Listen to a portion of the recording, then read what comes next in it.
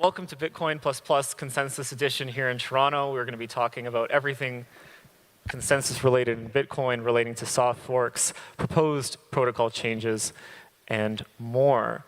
Before we get started, just a few quick announcements. We will be having a hackathon here over the next 3 days. And who participates in the hackathon? Everyone participates in the hackathon. Everybody will be hacking. So we will be having a kickoff later today. And we will have over 20 million sats in direct sats and in-kind prizes available for everyone. And a big thank you to Soapbox, who is our hackathon sponsor for this event. Kickoff will be at 3 p.m. At lunch will be at noon, 12 o'clock, upstairs in the drawing room. So remember that. And please, no photos at this event. Do not take anybody's picture unless you have their explicit permission. You can take photos of presentations on the slides, but not anyone in the audience unless they have approved it. Remember to join us on Telegram. So if you're not already in the Bitcoin++ Telegram group, you can scan this QR code and join to be up to date with all the updates throughout this week. On that note, let's dive right in. And let's first talk about how do we define what consensus means in Bitcoin.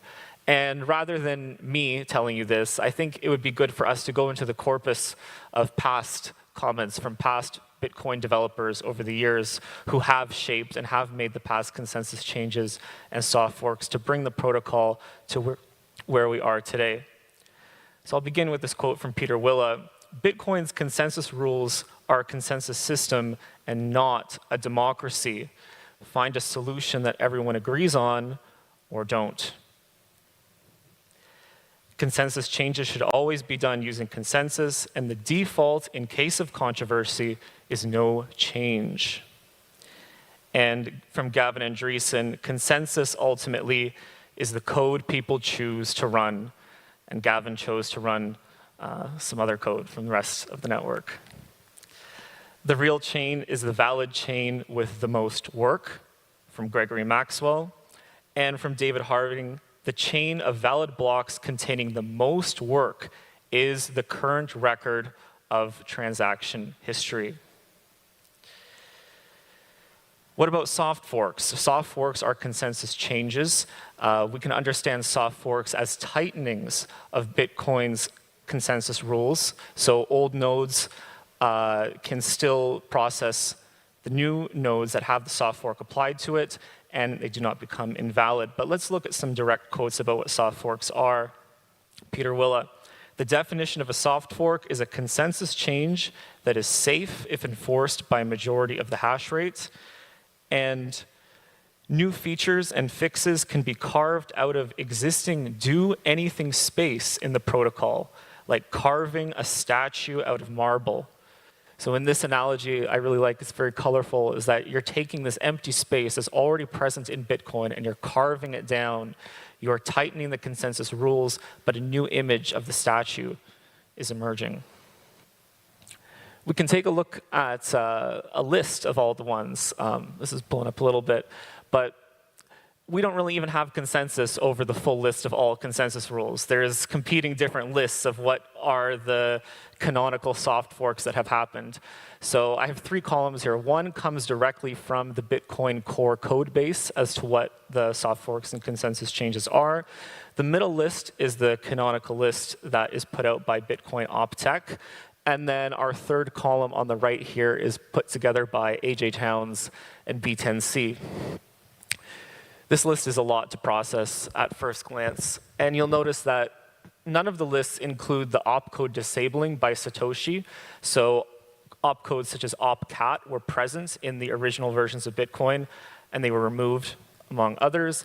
And then also in 2014, there was a subsidy fix so that in the year 2214, Bitcoin just does not continue on forever and keep issuing more and more Bitcoin indefinitely. But these do not make the cut on either of the list, but both of them are in fact cutting and reducing down what Bitcoin can do. There's the 3 lists. And it might be difficult to digest it, but we can easily categorize them into 4 groups. So we can begin with the consensus changes done by Satoshi Nakamoto in the early era of 2009 to 2010. We have the early changes by the Bitcoin community. That's category 2. We have these 3 opcodes. We have the check lock time verify, the CSV bundle, and activation of SegWit. Those 3 go together. And then finally, Taproot. So we can see that they make a very nice, clear timeline, like 4 distinct chapters in Bitcoin's consensus history. And it's a little bit top-heavy. You'll notice it might have been a bit easier to get some changes in towards the beginning, and we're trending towards some difficulty in making changes. Here's all the changes represented as a timeline once again. So you can see at the very beginning of Bitcoin's history, there was a lot of changes, and over time, we've only had Taproot as an update in the last 9 years. So in the first 8 years of Bitcoin, you had 15 changes, and in the last 9 years, we've had only 1. I don't know how bullish that is for us having any soft forks right now, but that will be up for debate. Now, I'm going to go through a couple past examples and some quotes about what was happening at the time so we understand what were these changes that were made to Bitcoin. Why were we making these changes? So the first ever soft fork to Bitcoin, the first ever protocol change like this came from Satoshi. It was the end lock time enforcement. It was Bitcoin's first soft fork in 2009. And it was the introduction of lock time so that you could create lock time transactions that could not be spent until a future block or a future date. The next change by Satoshi was the change from longest chain to most work done as the canonical Bitcoin change. So Bitcoin was changed to choose the chain with the most total work done rather than the most blocks. And this prevents cheap low difficulty attacks. And a quote from Gregory Maxwell, Bitcoin never knows that it's on the longest chain, but it is always moving towards it. The next change, we had some script changes from Satoshi.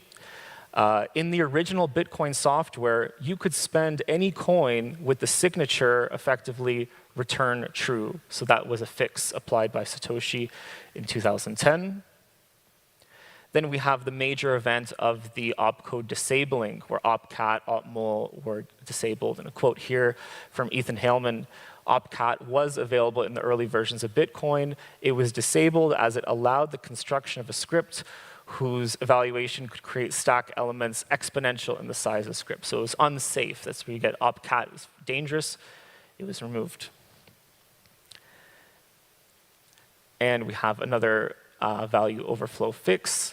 So this one was interesting because it had a reorg of 53 blocks involved in the application of it. So a 53 block reorg, wow, couldn't imagine that today. And then we have the 1 megabyte block size limit that was applied by Satoshi. So it was a temporary anti-spam measure. Actually, that sounds familiar. Quote, enter a temporary anti-spam measure, a 1 megabyte block size limit. We can see how that became controversial later on. You'll notice that of these 6 changes, Satoshi was able to just go in and unilaterally make these changes. He could go in and edit this. It was emergency changes over the course of 9 months. There was no voting. There was no concept of signaling, no process. It was just Satoshi fixing bugs. That brings us into the next section where we have other authors other than Satoshi starting to make protocol changes to Bitcoin. You have Peter Willa in 2012, and he fixed a bug with duplicate Coinbase transactions. The attacker would not be able to financially benefit from this exploit, but nonetheless, it was a security fix that had to be resolved. We have the introduction of pay-to-script hash. Enter a new standard transaction type, P2SH. The idea is a hack, but I like it. That was a comment from Gavin Andreessen at the time. Then we had an accidental chain split. This was BIP 50 in 2013.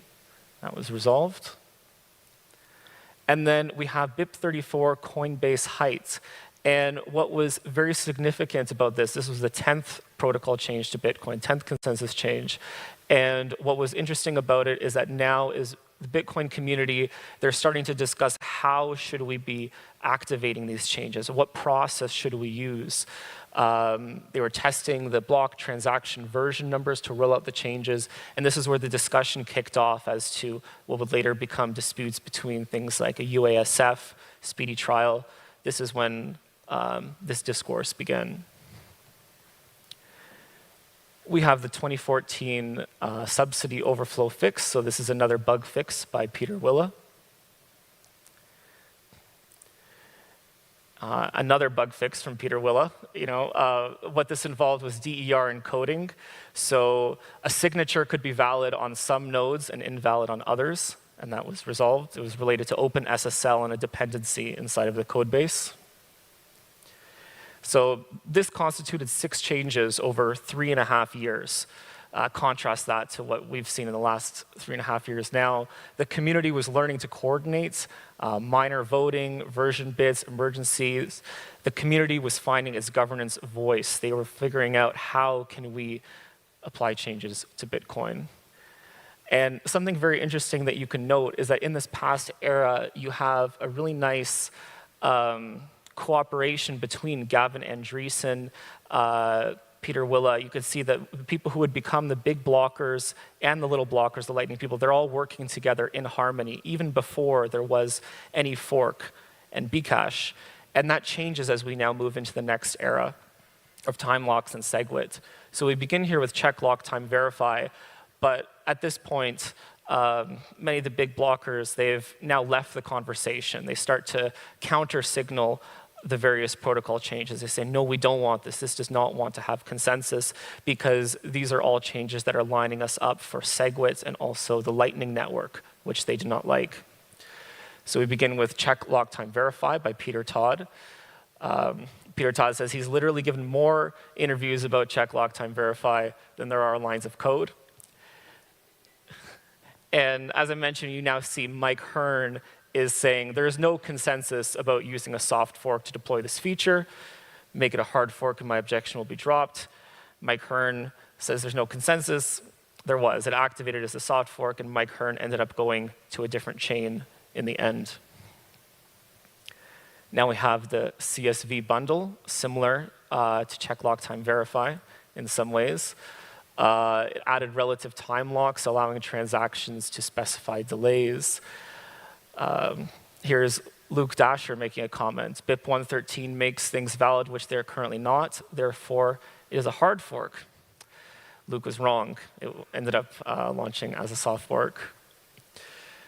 And now brings us to SegWit, which is arguably the most pivotal change here. So this separates the signatures from the transaction data, and this resolved the transaction malleability problem, making Lightning feasible. And we have a quote here from Gregory Maxwell regarding the activation method. So he says, I do not support the UASF for some of the same reasons that I do support SegWit. Do no harm. So even those who did support SegWit may not have achieved consensus on how it should be activated, but it did activate by that method nonetheless. This era is summarized by Bitcoiners preparing for the Lightning Network. And then finally, we have Taproot, which is the most recent consensus change to Bitcoin. Happened many years ago. And for our quote here, we can see on the Taproot activation channel, Russell O'Connor proposed the goal of speedy trial to allow Taproot activation to quickly succeed or fail. So it did not use a UASF. There was a different activation method, and that was an activation method proposed by Russell O'Connor, who is here and will be giving a talk as well. A quote from David Harding. So in summary, you can see from 2009 to 2017, we had over a period of 8 years, 15 consensus changes to Bitcoin. And then in the past 9 years, we have had only one, just Taproot. So is that it? Are we done now? Are we not going to be making any more changes, no more soft forks to Bitcoin? We will be discussing this a lot over the next 3 days, and I'll finish off with this quote by Gregory Maxwell. The rules aren't just easy to change. That is what makes Bitcoin Bitcoin. It what makes it something people can count on. So, thank you.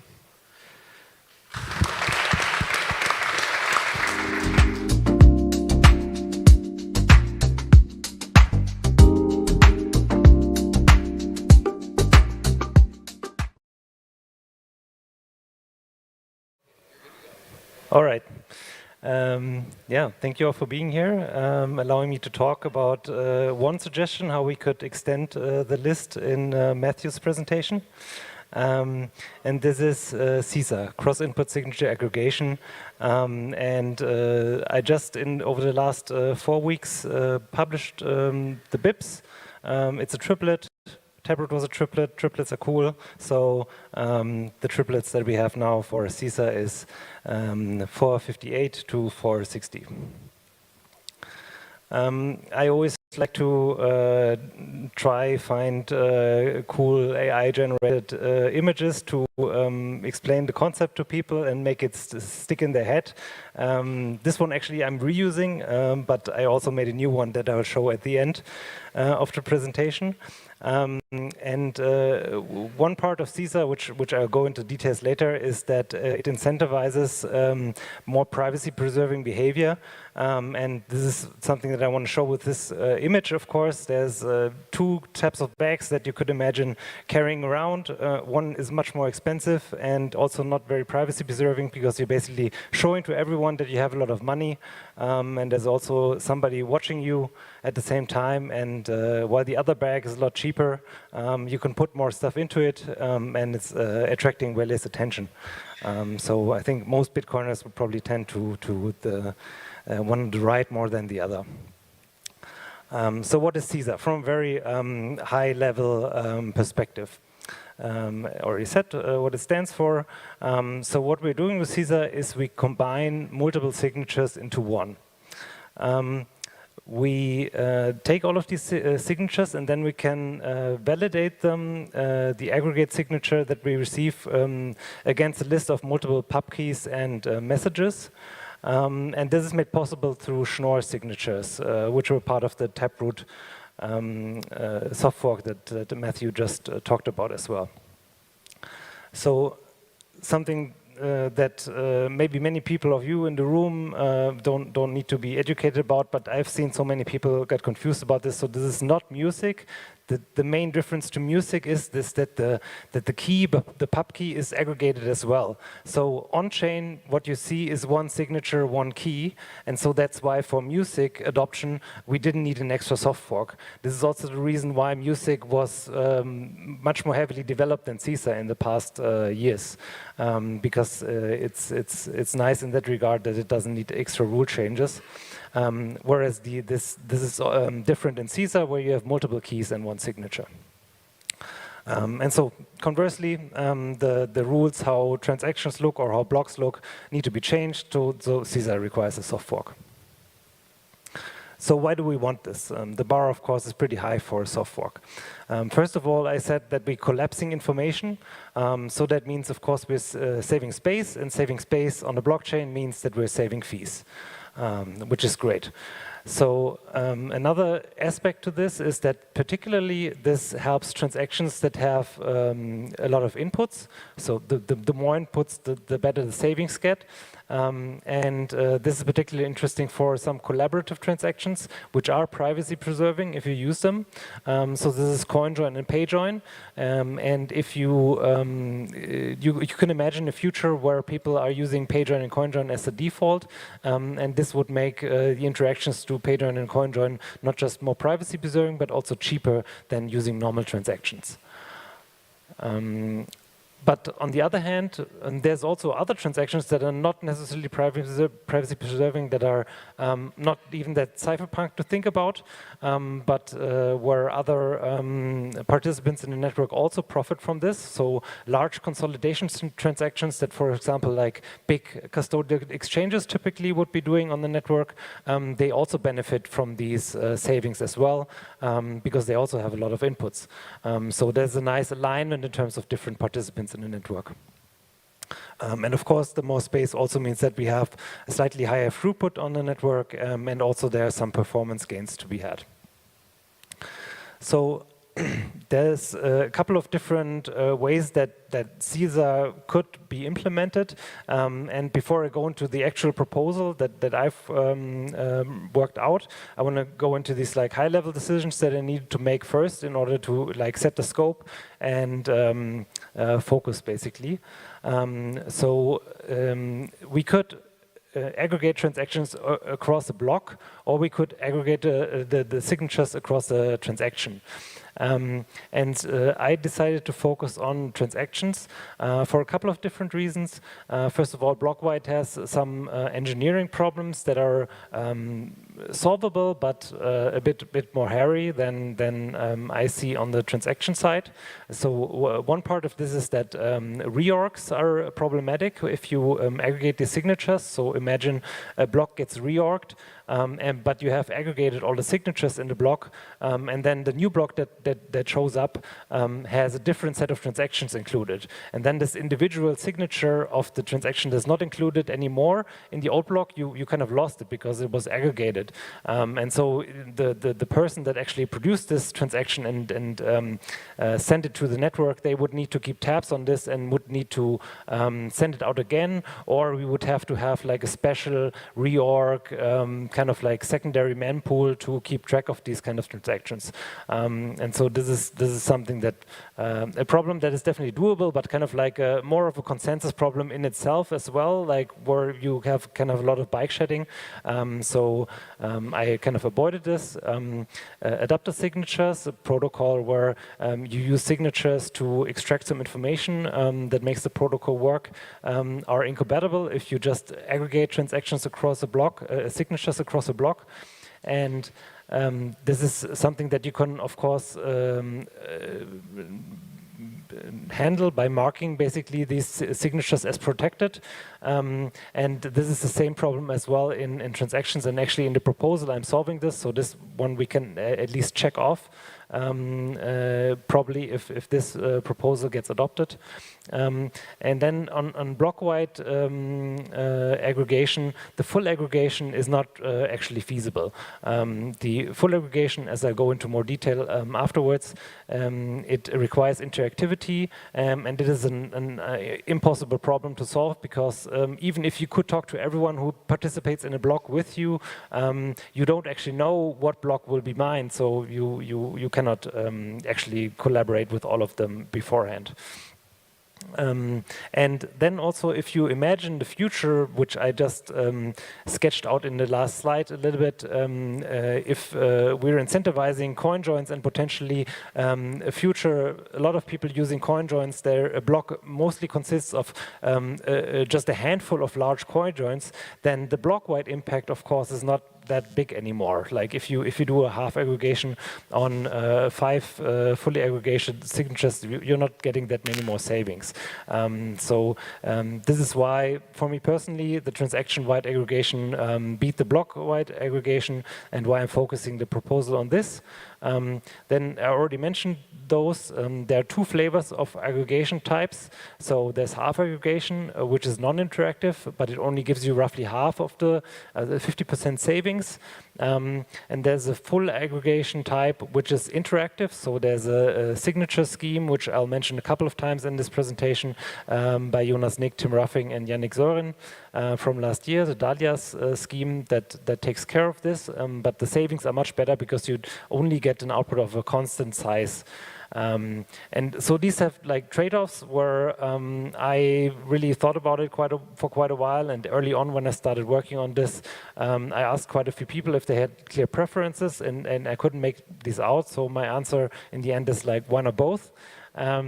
because actually, like having both, aside from, of course, having two different signature schemes on the actual transaction level, it doesn't make things that much more complicated, I think. So let's go into the actual parts of the proposal. So the first BIP is the half aggregation BIP, 458. This BIP was written by Jonas, Nick, and Tim, basically around the time when I wasn't even participating in this. So I just like took it and kind of cleaned it up a little bit and put this out as a proposal. But they deserve most of the praise for this BIP in particular. In this scheme, each signer first makes a normal BIP 340 signature, and then the signatures can be aggregated afterwards. So this is a step that it's non-interactive. It can be done by anyone. Nobody who has made any of these signatures has to be involved. Could, for example, be done by a miner later on. So this is an interesting property. So I said 50% of the savings. To be clear, it's n plus 1, n being the number of inputs, times 32 bytes in terms of the savings. So the way this works is that the R values stay and the S values are summed with a randomizer. And this can be done incrementally as well, how half aggregation was defined. So even if some signatures are aggregated already and then another input joins the transaction, basically this can be still aggregated and done afterwards. And so this it works for any transaction, no matter what you can imagine, but particularly, of course, we'll talk about full aggregation right after. A lot of situations, full aggregation works, and of course, it's the better choice because it's giving you more savings, but half aggregation can work for everything else. So full aggregation, and in particular done through the Dahlia scheme, which I mentioned, gives you a constant size output, and it requires this interactivity. And Dahlia is the protocol that prescribes this interactivity in a safe way. It's a 2-round signing session among all of the signers. And it's pretty similar in shape and security assumptions to Music 2. So if you're familiar with Music 2, reading this BIP and understanding it puts you in a perfect position because there's a lot of similarities between the two. And there's this notion of split nonce, nonce with 2 parts, and nonce reuse, for example, across sessions can leak privacy information, can leak the security. And so to show a bit more the rounds, so first each signer publishes a public nonce, which is like, it says here 1 nonce, but actually it's 2 nonces, they are split in half. And then they are combined into a shared R. This is done by a coordinator as described in the Dahlia's paper and in the BIP, but there doesn't have to be a designated coordinator. They're completely untrusted, and any participant in this signing session can also just take this role, and the role can switch at any time. And then when this shared R has been distributed among all of the signers create partial signatures for what they want to sign, and then these partial signatures can be aggregated in full afterwards. Okay, talked about the coordinator already. And so now we get to the actual adoption of the transaction structure. First of all, we need to have a new witness version with the modified structure because we're talking about basically disappearing signatures. Currently, we expect signatures to be in the witness, and now we will have some witnesses where there are no transactions there. But the great thing is that we have this witness version concept where we can manage this as a soft fork. Since we have different ways of handling it, I already said that why not the part where I said why not both? So we have to mark clearly which one of these aggregation scheme is being used. So there are 3 markers currently in the BIP. One of them is opt-out, and this is the part that protects the schemes where you don't want the signature to disappear, because you, for example, have some adapter scheme or so that you are building with this, so you can mark specific inputs as opting out. You have the half-AG marker and you have the full-AG marker. Currently, there's only one aggregation type per transaction. For half-AG, as I described it, it can be it's incremental and can go across all signatures anyway. So that it wouldn't make any sense to have multiple groups within a single transaction. But for full-AG, actually, this is being debated now. Since I published the BIP draft, I think 2 or 3 people right now have said that, well, there are ways that we can extend this if there's a use case. Nobody, I think, really has come up with a good use case for this. But still, if we increment basically the marker a bit further, so BE, BF, would also be full-AG, then we could have multiple full aggregation groups in a single transaction. So one of the pieces that is actually actively being discussed, and if you have ideas, if you have opinions on this, I'm very happy to hear them. For each input, there are flexible SIG hash types, and this proposal in particular just focuses on key path spans. There are a couple of issues with script path spans, and I think I don't have a slide on this right now, but the main reason also why focus on key path spans makes sense is that for the use cases that are laid out in the beginning, where these transactions are aggregated like coin join, pay join, the key path spans just really is all we need. And so this is kind of like keeping the scope of the proposal limited as well. So a bit more information on the witness version. I put version number 2 in the BIP, and this collides with BIP 360. Which is, there's just no guidance on this. Definitely not, I'm not picking a fight or so with the post-quantum people, absolutely not. So there's just no guidance on what to choose, and since the witness versions are pretty limited and jumping over them would probably be a bit confusing, the BIP editors, or at least one of them said already, like the next whatever soft fork that gets deployed should get the next witness version as well. Not sure what way we're going to take in the meantime in the BIPs, but just to be aware of this. So there would be bash32m addresses. They would start with BC1Z then on mainnet. And we already said it's opt-in per input. So the V2 could be also adopted first, and then you could still make transactions, for example, that don't have the fully aggregated signatures in them as well. You could just do half-AG first. You don't have to have a wallet that is already doing the full Dahlia's scheme as well. A lot of other things are similar as in Taproot, so the script path spans are completely unchanged from BIP 341 and BIP 342. But you cannot retrofit Taproot signatures into it, or Taproot spans. The witnesses there are fixed to a certain size, and this doesn't match, and there are certain also other cross-spending rules there that prevent this, because it could be used adversarially. So what does the witness look like then when we have it? So we have the marker, first the opt-out marker, and it can be followed by 64 bytes or 65 if you have explicit SIG hash.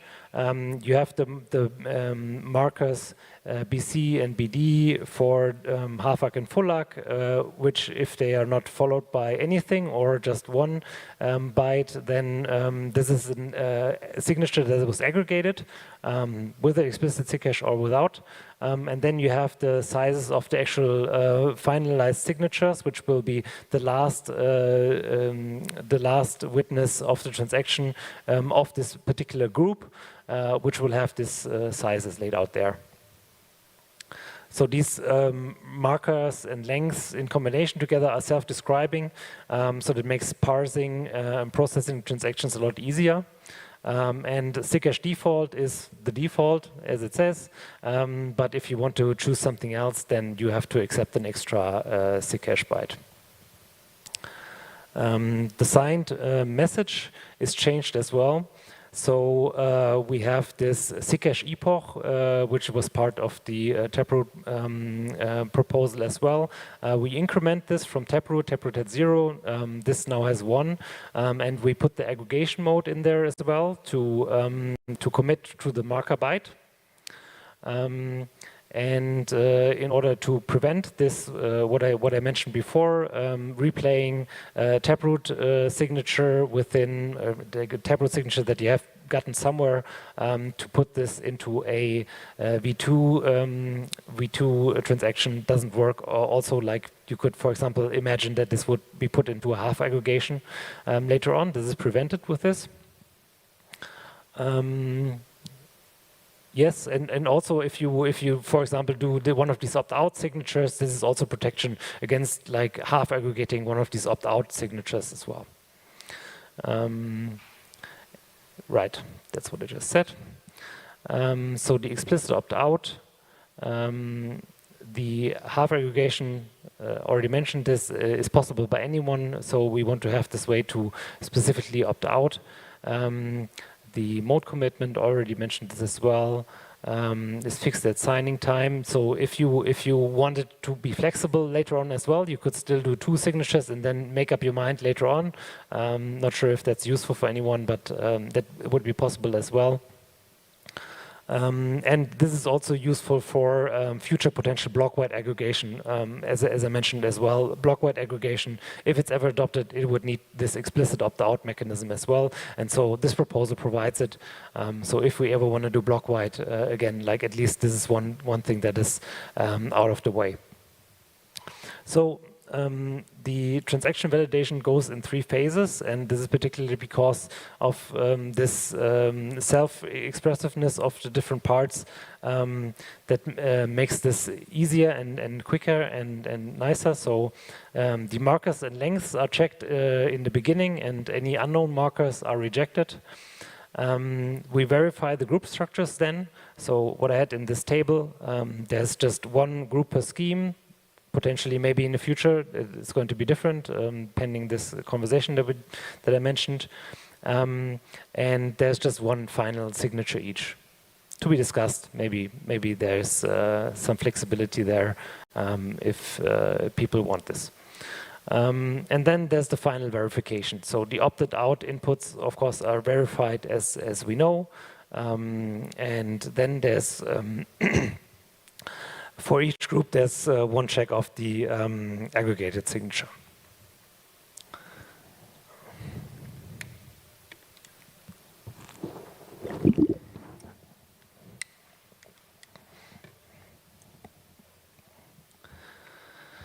So I will show you a couple of examples what transactions, or particularly their witnesses, would look like with CISA. So this is a very simple case where you have 3 inputs, 3 witnesses, and all of them are aggregated with full aggregation. Where you before had 3 64-byte signatures, you now have 2 witnesses where there's just a single marker, and then you have the marker plus this 64-byte signature in the end. And this comes out to overhead for CISA of 3 bytes, but overall the signature size reduction comparing just the signatures is from 192 bytes to 64 bytes. Another example where it's mixed, a simple example where it's mixed, you have 4 inputs and 2 of them are aggregated with half aggregation and 2 of them are aggregated with full aggregation. So you have one just only the marker witness in the first 2 inputs, and then you have one marker each with the finalized signatures as well. Again, marker overhead and signature size still significant, even though half aggregation, of course, is not as impressive as full aggregation. And here, this is a very big one. I'm not sure if I want to step through all of this, but you can see here, for example, there are opted out ones, which use the BB marker byte, one of them in the bottom with the explicit SIG hash as well. Then there's some full egg ones, which are then later on here finalized, and the half egg one with an explicit SIG hash, which is then finalized here. So this is all intermixed, like it can be any order, of course, in order to prevent any kind of like leaks to this. So one question that often gets asked, not so much lately, honestly, but in the beginning especially, was about how much are the savings exactly. And this is, of course, because of the witness discount in terms of the size. I just showed you in terms of raw bytes, the savings are definitely significant. However, in terms of the fees, then it becomes a bit less impressive later on. So these are the numbers that are here in the front. These are actually fee savings that we're getting. And so in I call this extrapolation model. So this is basically the average transaction that we're seeing on the network over the last couple of years has 2.12 inputs and 2.65 outputs. So if applied to this, with half aggregation, we would see roughly 7%, and with full aggregation, just slightly over 7% of savings. However, I personally rather think of what I call the disruption model, same as what I mentioned in one of the earlier slides, that this motivates people to use CoinJoin and PayJoin a lot more. So it's the disruption of how the network gets used in general, and this would mean that we get significantly higher savings. For full aggregation, they're not that much more impressive, but with full aggregation, you can really see them shine. And this is the thing that where these concepts really fit well together. CoinJoin and PayJoin are already interactive schemes, and the full aggregation can basically fit in and piggyback on this interaction. As far as we can tell right now, pretty much completely. And then I mentioned these consolidation transactions. They even get even higher savings, almost getting close to 30%, which if anyone remembers that, there was OKX. They were kind of having this screw up where they were bidding themselves up with their fees on the network. This is just an example of this, like they put several blocks of transactions there, and these blocks were 150 inputs, one output each. Of course, you could even have even higher consolidation transactions. And the numbers in the in the back here, they are the actual raw byte savings numbers. Of course, significantly higher. So a few more detailed aspects on security and performance. As far as I can tell, there's no increase in the worst case verification cost of a block. That is still reserved to script path spends. For full aggregation, you have n+1 elliptic curve multiplications per group. And for the half aggregation, you have 2n elliptic curve multiplications. So this is basically the same as the taproot key path spends. These aggregate checks can still be batch validated, something that we haven't really implemented, but there's active work being done on it as well.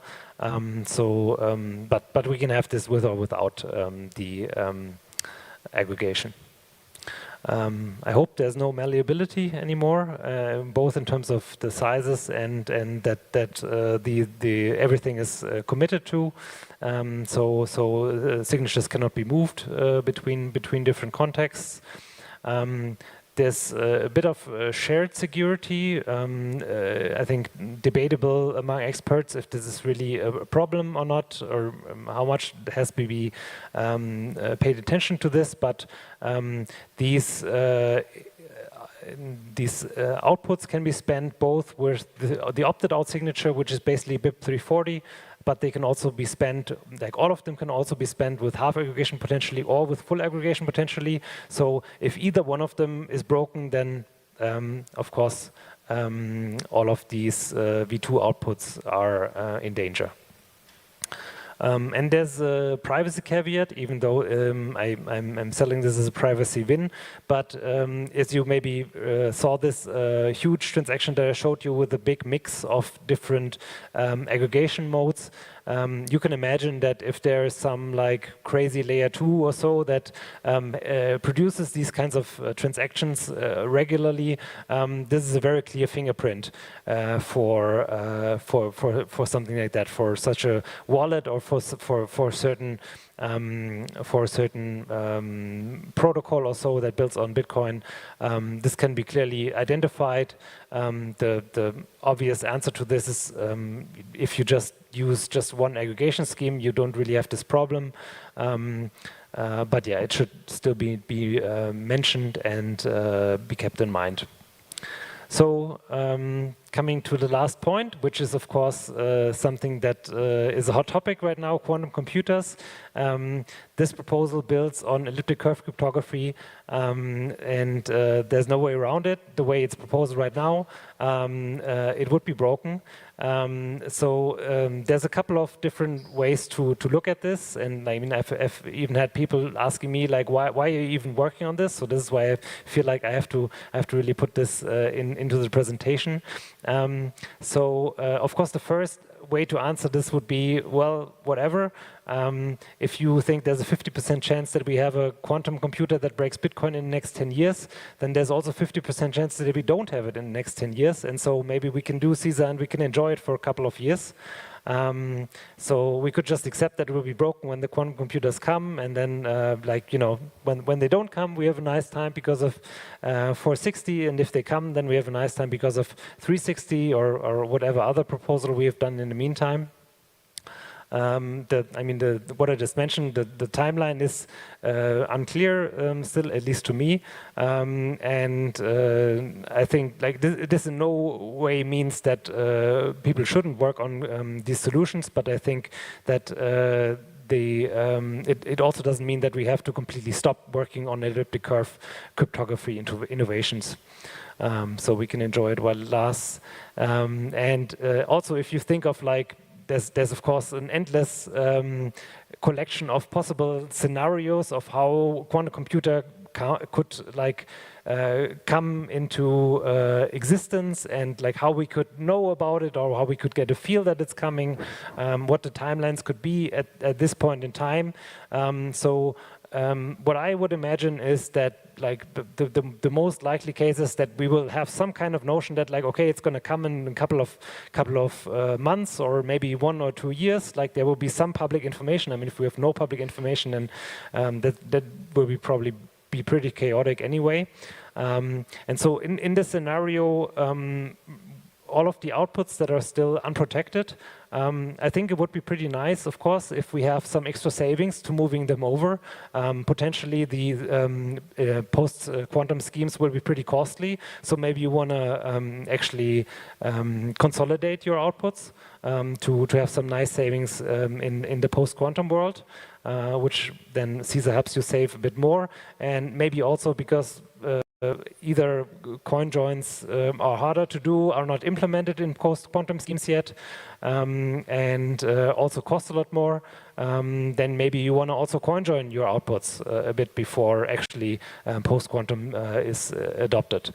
I think this is already a valid way to look at it, but also through conversations on the mailing list, some people have challenged me, particularly Conduition, to think about this, and so I had thought about the post-quantum future for CISA only a little bit. I had looked a little bit at post-quantum schemes, and usually these post-quantum schemes, many of them that are being discussed right now, lack the linearity property of Schnorr, so they don't really translate. For the hash-based one, especially that have been discussed publicly lately, where new research has come out, they don't aggregate really in the same way. There's some concepts from the Ethereum world where you can wrap them like Starks or Snarks, which I don't really see a chance of us adopting.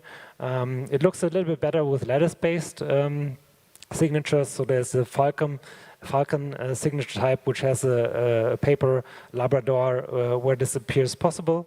I haven't really looked into this in detail, but there appears to be at least possibilities of going down this route, and we don't have to throw everything away necessarily.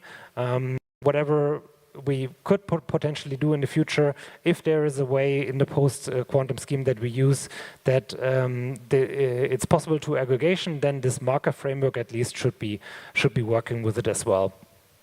So either we can maybe reuse it, or if it doesn't get deployed, we could maybe learn from it as well.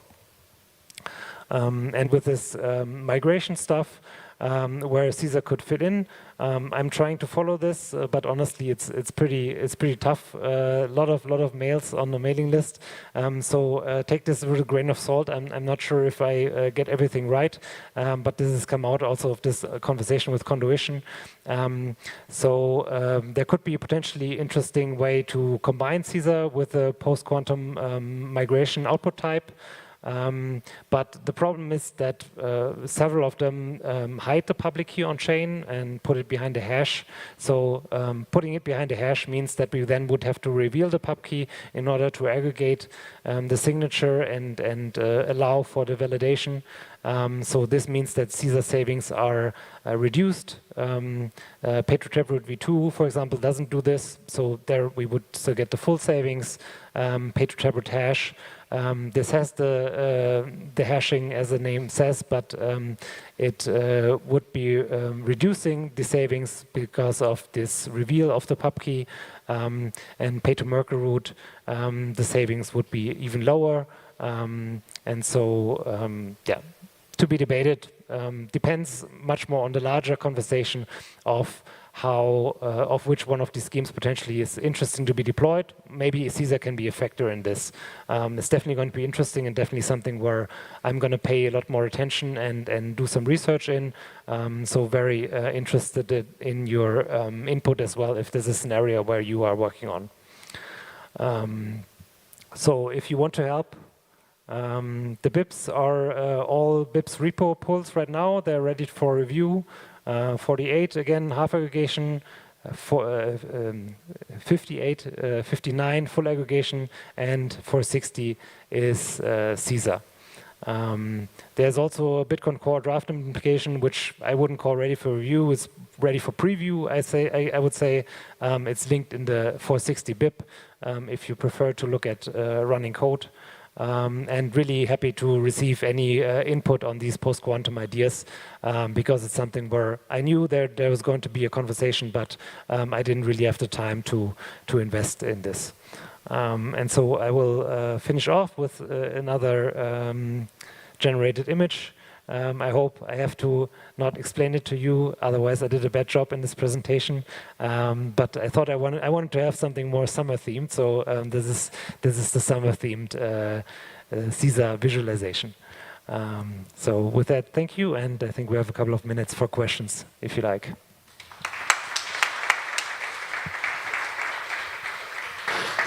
Do we have any question? Thank you for your talk, Fabian.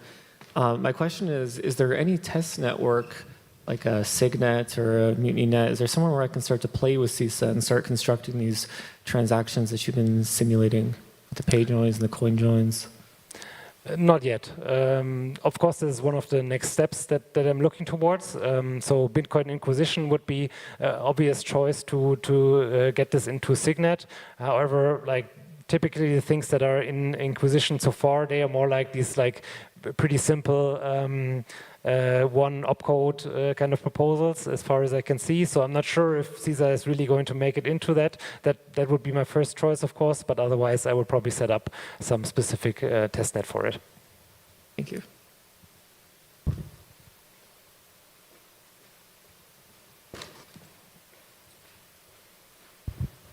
Hey, Fabian, thank you for the talk. That was awesome. I'm curious if you've looked into any way to eliminate the marker overhead.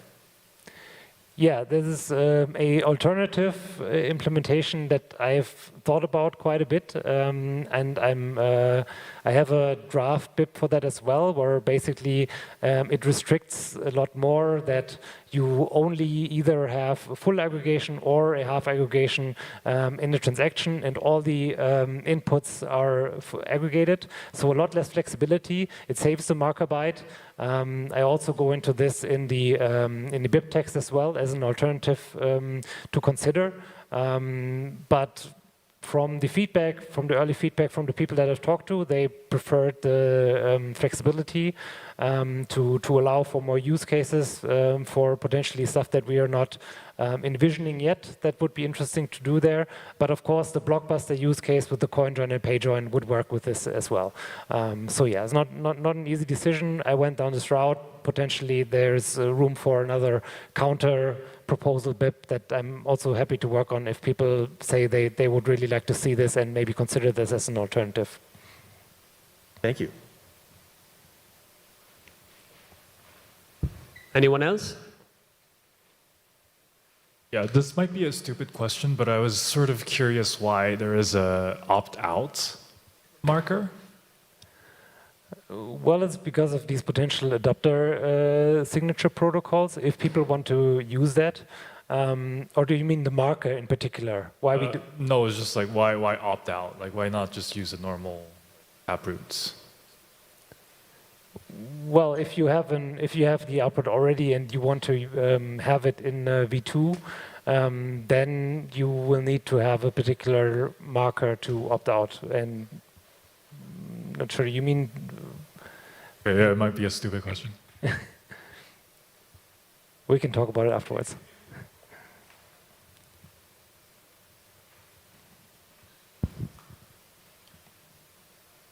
Any more questions?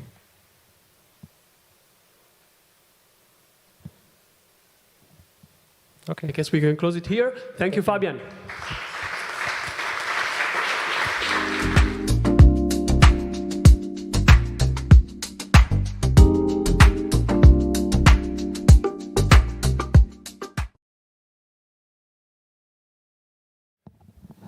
I'm Julian, and I've been working on script restoration. And today I will present you some of the progress that has been made on that project. And I will tell you a little bit how I think about these ideas that are involved. And I will go into details into these two BIPs. And yeah, the overarching goal here is to really make Bitcoin programmable again. So let's start off with some terminology. You've probably heard this abbreviation, GSR, or what is really the meaning of script restoration. To me, it was always a little bit confusing because it not only includes restoration, which implies that we want to bring back some functionality that has been within Bitcoin before, but it also includes extensions, so completely new ideas that have been developed more recently. And so I like to divide this idea into these two parts. We have literally the restoration, which is also the focus of this talk and what I've been focusing on so far. Here we currently have two BIPs, the BIP 441, which is like the restoration BIP. It restores those broad and general purpose script primitives that historically script already has, as we have heard in the introduction talk. And it builds on top of BIP 440, which is the VAROPS budget. It takes the existing SIGOPS budget concept and generalizes it to all operations, so it acts as a general computational budget for script. But I did want to mention that this also includes the extension of script. This is still work in progress, but well, I think we all know we are missing this concept of transaction introspection. So the whole suite, or the whole complete proposal, it will probably include a powerful selector-based transaction introspection opcode, like the draft optx. And it will also include some other new opcodes that the language is just missing. So we can think about this restoration part as laying the foundation and providing these general purpose primitives, but then it also will include the extension to make really script a well-rounded language. So we've heard about this before, but I just wanted, so we had a more expressive script in the past, is really the point of the slide. And then in July 2010, so this is a whole 16 years ago, Satoshi or the developers back then, they discovered there were some serious vulnerabilities. So in this CVE specifically, you could simply use this L-shift operation to produce very large stack values. And this would just make the nodes run out of memory and basically crash the whole network. This has not been exploited. But yeah, I assume it was some kind of panic where just all kind of non-essential opcodes were disabled because, well, I guess it was very, they realized that they had to be very careful with keeping the network alive and online. And fundamentally, or the initial question that is asked by script restoration is really, can we restore those opcodes safely by just thinking a little bit more about the implementation and also about the memory and the compute limits that these operations might require. And, oops. So this question of should we have more expressivity, it really, it asks a much broader question, which is which primitives and how much expressiveness should Bitcoin even provide to developers and builders which build on top of the base layer? And really the thesis of this project is that Bitcoin should be programmable money, and for that it requires really an expressive scripting language. This also connects for me to this idea of freedom. So if you're a user of Bitcoin and you own your UTXOs, then you should be able to precisely define how your coins can be spent without introducing any trusted intermediaries. So the custody setups, they should be really on-chain and not within custodian. And yeah, for a script to really be truly programmable, the concept here is to give developers broad, general, and composable primitives. So instead of adding one or multiple narrow and very specific opcodes, which might anticipate a certain use case or a certain application, instead this approach says we don't really know what developers will build if they had this expressiveness. And therefore, we just want to provide the fundamental building blocks. And we want to give developer tools that they can compose to then build out new protocols and really explore the space of what could be built on top of Bitcoin. And yeah, for me personally, the goal would be here to have like more advanced second layer protocols to improve scalability, privacy, and just improve the general user experience.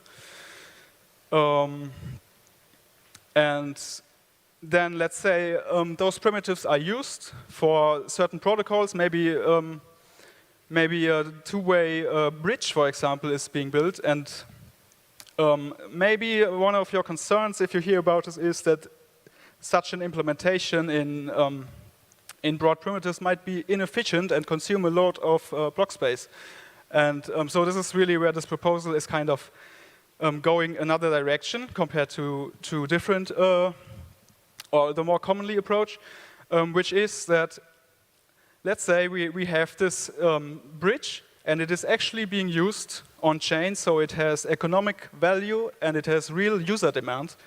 At this point, someone could propose a native optimization, and we wouldn't have this speculative consensus discussion, but we could point right onto, okay, this bridge is consuming a lot of block space, and we could use this native optimization to really just use block space more efficiently, and we wouldn't have to guess what do users actually want, and we would just see it from real usage.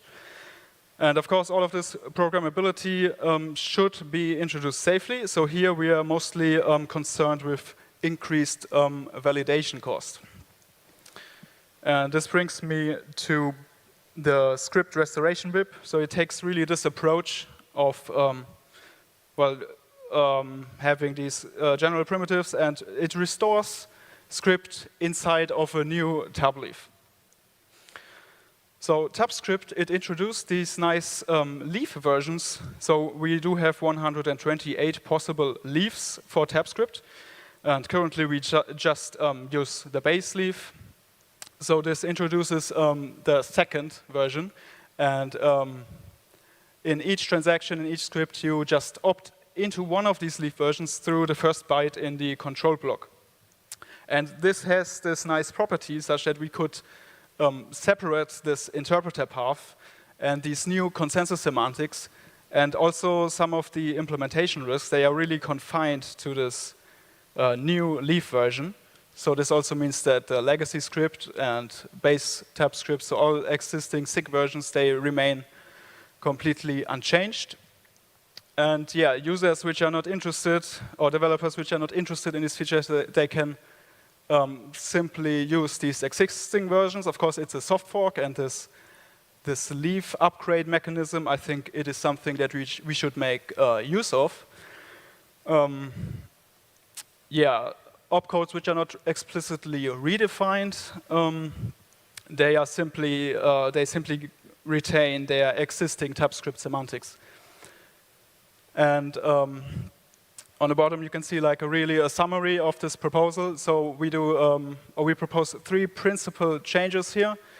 So the first one is, of course, the restoration of these 15 disabled opcodes, then new number semantics, and also an increase of the stack limits themselves. And all together, they really lay the foundation, or really make script much more flexible and expressive. So I go into some detail about the specific changes here. So the most visible one is, I believe, those 15 opcodes. And those are the exact opcodes that Satoshi initially introduced and that are still in the code base and currently just throwing a script validation error. But one important point is that we are not really focused on these opcodes because Satoshi originally chose them or anything like this. But if you look at a stack-based language and you look at those primitives, they are just really useful. And it's just really something that you would like to have if you look at it from a programming language perspective. So we use a stack-based language, and of course, you would like to manipulate individual stack elements. So this is the splicing opcodes. You would like to take a stack element and just take out a substring of that, or take the left or the right part. And you would also like to concatenate 2 elements and push them back onto the stack. Then another very fundamental group of opcodes is just logic, bitwise logic operations. So inversion, AND, OR, and XOR. We have bitwise shifts. Those have been renamed from L shift and R shift to upshift and downshift. And then also arithmetic. So currently we cannot multiply 2 numbers in script. This introduces multiplication, division, the modulus operation, and also 2 convenience opcodes, which just double or halve your number a bit more efficiently. Yeah, so all these opcodes, they are very general, and they provide building blocks to build new protocols, and they don't have any specific application or construction in mind. Another unfortunate limitation in the current scripting system is the number type. So script uses a 32-bit signed integer, this cscript num type. And script restoration proposes a variable length unsigned integer. So this is a big int number type which can represent arbitrary large values. And yeah, why variable length? So first off, it does not reintroduce some kind of arbitrary fixed width. So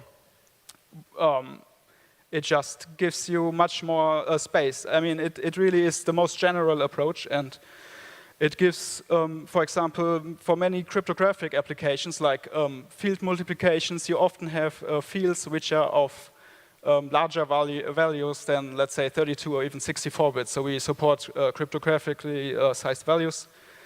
Then also we lose the sign. And this is more or less just a convention because negative values, they add some complexity around bit shifting and so on. And they also don't seem to have any meaningful transaction use.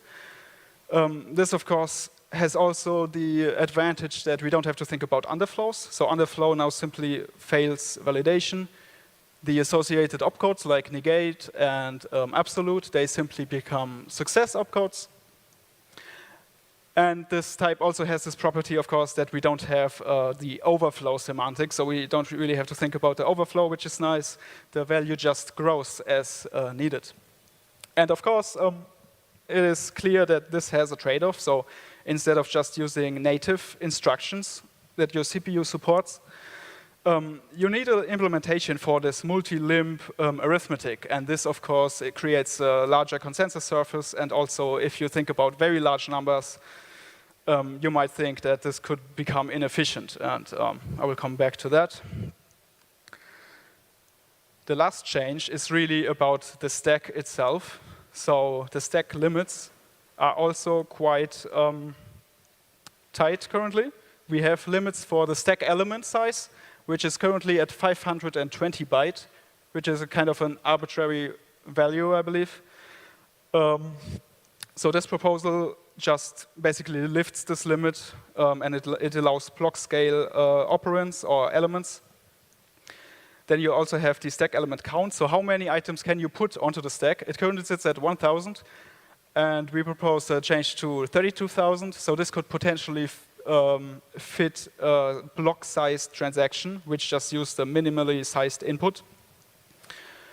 And also introduces a new total stack data cap of 8 megabytes, so twice the stack element limits. This is the sum of all elements on the stack and the all stack.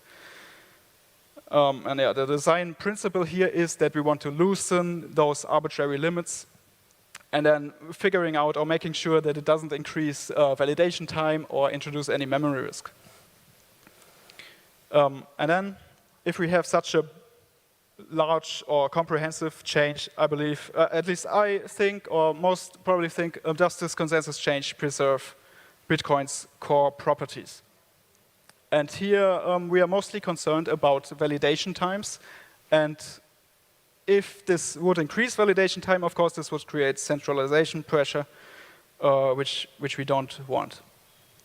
And you can also think about this concept from a more general or first principle perspective, which is that a decentralized network, it needs space and also compute limits. So every node is just simply a computer which has certain limitations, and for the block size, the main limitations are just bandwidth, so how quickly the nodes can communicate, latency, and also storage. They all motivate a space limit, which is the block size limit. And the thing is, when your node receives a new block or new transaction, it doesn't just download this transaction and then send it back out or store it away. It also executes all the scripts within. So it doesn't just consume space, but it also consumes compute. And currently in script, only the signature operations, they are priced explicitly. And other operations, they are only limited indirectly because of this conservative block size limit. And if you try to construct a worst case block right now, you would either do this by filling it up with the maximum amount of signatures, but you could actually, on many machines, produce much worse validation times if you simply stuff the block with hashes. And hashes are currently not limited at all, only by the block weight limit. So yeah, the conclusion is we want kind of two limits in 2 dimensions, the space dimension, and then a complementary limit in the compute dimension. And this brings me to the second BIP, or really the first BIP from the order, because this is the this is basically a requirement for script restoration, so they have to activate at the same time, or this has to activate first. The question is, how should we construct such a general computational limit? And this idea, it starts off with the existing SIGOPS limit. The thing about signature operations for one signature type is that they consume a constant amount of compute. So we simply currently cost them as a flat charge. And the difference to most other operations is that the execution time, it highly depends on the size of the operands. And so this is how we get this naming. Instead of SIGOPS, we have VAROPS, which stands for variable-sized operations. And VAROPS, it tries to track really the bytes that are read, written, hashed, and so on. And this is how it builds up this model of how much an opcode should cost. On the left side, you can see those cost primitives. For example, if you just want to read a stack element, this will cost you 2 units per byte. Copying, slightly more expensive because you need allocation overhead and you need to actually write to memory, so this is costed at 3 units per byte. We have one category called other, which basically says you are looking at the bits inside of the data individually and you potentially have to transform them. So if you think about inversion or something like this, or bitwise operations, they use this slightly more expensive primitive. And yeah, this most expensive primitive, or like base primitive, is the arithmetic base. So this also includes ideas like carry propagation. So if you add 2 numbers, for example, you could exceed the current maximum size, and then it would propagate to every single bit. So this is costed higher. And you can then take those basic primitives and, for example, construct the cost for op-add, which simply uses the larger operand length and then multiplies it by this arithmetic cost, which is 6. But then also, if we are looking at the worst case, we have to add a potential copy operation because we might need extra allocation for the resulting addition. Then hashing can also be modeled as a linear cost with 50 units per byte, and the signature check is simply carried over from the SIGOPS model, and it comes out to 500,000 units per signature check. Some model assumptions: we are working with contiguous stack value arrays, the access to the stack data is linear, and we can neglect the flat interpreter or stack movement costs. So the idea really of this model is not to precisely estimate something like CPU cycles or have something extremely precise and complicated, but the idea is to have simple integer costings, and also it should be a model that is easy to understand and to implement. And in this sense, I believe it is very similar to the existing SIGOPS budget, and it should basically just make, should just do its job, which is conservatively limit the worst case script validation times. So how does this budgeting system work? This is a transaction-wide budget. So the larger your transaction, the more fees you pay, the more compute you also have available. And yeah, you simply take the transaction weight and you multiply it by a scaling or conversion factor, which is calibrated at 10,000 units right now. So for a standard, very small transaction of 500 weight units, you would get 5 million units of compute in that sense. You can also think about this from the block perspective. So for the full 4 million weight units, you would get 40 billion VAROPS units in a whole block. And yeah, it is constructed like this because we don't want to introduce a new separate compute fee market or a concept like gas or anything like this. Someone who pays more fees, which are costed in weight, they should also be able to have more compute allowed, basically. Then the transaction is scoped, the budget is scoped transaction-wide and not input-wide. So this is different to the base TypeScript SIGOPS, which is actually input scoped. And this has in mind that we potentially in the future have this cross-input introspection, and in this case you could have a small input read from a larger input, for example. And yeah, how does it work? When a transaction is validated, we iterate through all the inputs, and as each opcode executes, it simply subtracts from the whole budget. And if you ever exceed the budget, we simply fail validation with a new script error. On the right side, I have a couple of examples to get a feel for the dimension of this budget. So on the top, you see some cheap operations like copying 1 kilobyte or multiplying a 64-bit number. And those are, of course, very cheap. And as you can see, they fit in very many times in a tiny transaction. So this budget, it is only really relevant if you're looking at truly expensive operations. So on the bottom, I have this example of multiplying two 10,000-bit numbers. And this comes out to being costed higher than 5 million units. So you could not fit this into the transaction. And yeah, so the takeaway here is that only truly expensive scripts are VAROPS limited, and ordinary transactions, they don't really have to think about VAROPS like right now. They don't really think about the SIGOPS budget. And this is simply because computers are just extremely fast, and duplicating some number on the stack or anything like this isn't really something that should limit the validation.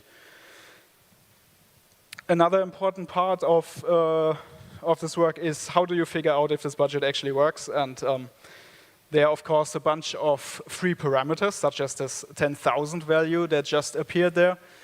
And yeah, so we have to tune these free parameters or tune also the costing. And this is really the approach of how I did the benchmarking. So the first step is you take an operation that you're interested in or do you think that is problematic. For example, in this case, we have hashing. Then you take a range of input sizes or initial stack elements, which are potentially a bit larger than the existing ones, so adversarial input sizes. And you can construct a sequence of opcodes such as this, which restores the initial state. So you can kind of just loop over the script here. So you duplicate the initial elements, and then you hash, then you discard the result, and then you just repeat it. And this is executed until we reach the block weight or the block weight VAROPS limit. So when either of those are exhausted, the script stops.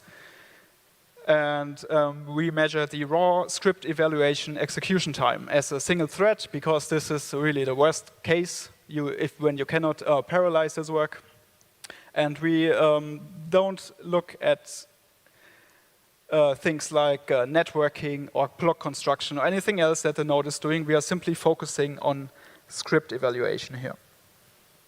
Then when you have this benchmark set up, you want to repeat that across many machines, different architectures, different chipsets, different operating systems. And then the question is, what is the target or what is the benchmark? And simply what I came up with is, it would be nice if script restoration, including with the VAROPS budget, would not introduce any new worst-case script. So we just run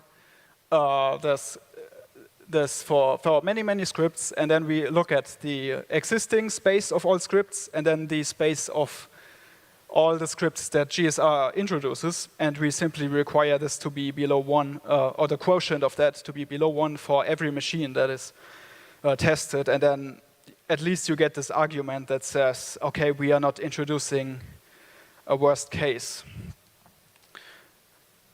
Here's a resulting plot of the benchmark, which is of course done after the calibration. And here 12 machines have been benchmarked. You can see there are some different chipsets. And what you're seeing here is 12 dots. Each dot is representing a single machine. And on the x-axis, you can see the worst case for existing scripts. And on the y-case, you see for the same machine, the worst case execution time for all the scripts that script restoration introduced. And so we get this nice parity line. And the goal was to just have all the machines below the parity line, which you can see is the case. And so here we can say all scripts that were benchmarked show that in the worst case, the GSR scripts are faster than the existing scripts, and the argument is now that this doesn't introduce a new DOS vector for validation time issues. And the last idea about this VARPS budget that I want to get across is that generally this idea of a computational budget is useful, not just for this script restoration attempt. So even if you're not a fan of these basic primitives, it is probably good for the general consensus discussion to have a concept like this, which is more general than SIGOPS. Because every time there is a proposal which introduces some new expensive operation, you basically have to answer this question: do we need to limit this opcode somehow in its validation time? Do we need to require the implementation to use maybe a certain caching mechanism or anything like this? But you could basically reuse this budget and also reuse those basic primitives. So how I imagine it might happen, you have some new proposal, you take the cost primitives from the VARPS budget and you kind of derive a formula for the worst case of this new opcodes. Of course, you might have to extend the existing primitives if it's a more complex thing. And then you would do a similar verification and see if the worst case is really limited in the way that we want it to be. So script restoration is one use case, but future opcode can of course share the same computational budget. So the current state or the next steps for me are, one thing is to really polish the current implementation and activate those 2 BIPs on Inquisition Network. And I hope this will lead to some technical and implementation review, some testing of the VARPS budget, and maybe having a lot more eyes on it and thinking about it and seeing if that is really a complete model and if it's sufficient. And of course, we want to kind of figure out if this larger consensus change or the added capabilities really justify making such a broad change. And then on the other hand, currently I'm also looking at the second part, this extension part, with the goal of making script a well-rounded language. So this is about identifying missing primitives that are still general and not specific to one single application. And yeah, I'm also interested in second layer protocols and what kind of requirements there are. So I'm thinking about verifiable computation or bridging mechanisms, and it would be great if many of these are enabled by this whole set of changes. And I hope that it also covers some capabilities that are targeted by different proposals in a more general sense. So yeah, this is my closing. I was faster, much faster than I thought, but that's fine. Yeah, the thesis is make Bitcoin programmable again. I also like this quote on the wall. I think we can do much better than Lightning. And also, I think it is really clear that Bitcoin would benefit from a more expressive language. If I look at the direction of BitVM, for example, I feel like really those builders, they are asking to have more expressivity. And yeah, I just want to have more builders and more researchers on Bitcoin, and I want them to have the tools to build great things. And yeah, that's it. Thank you. I'm happy to receive any feedback on this or any questions now or over the next days. Yep.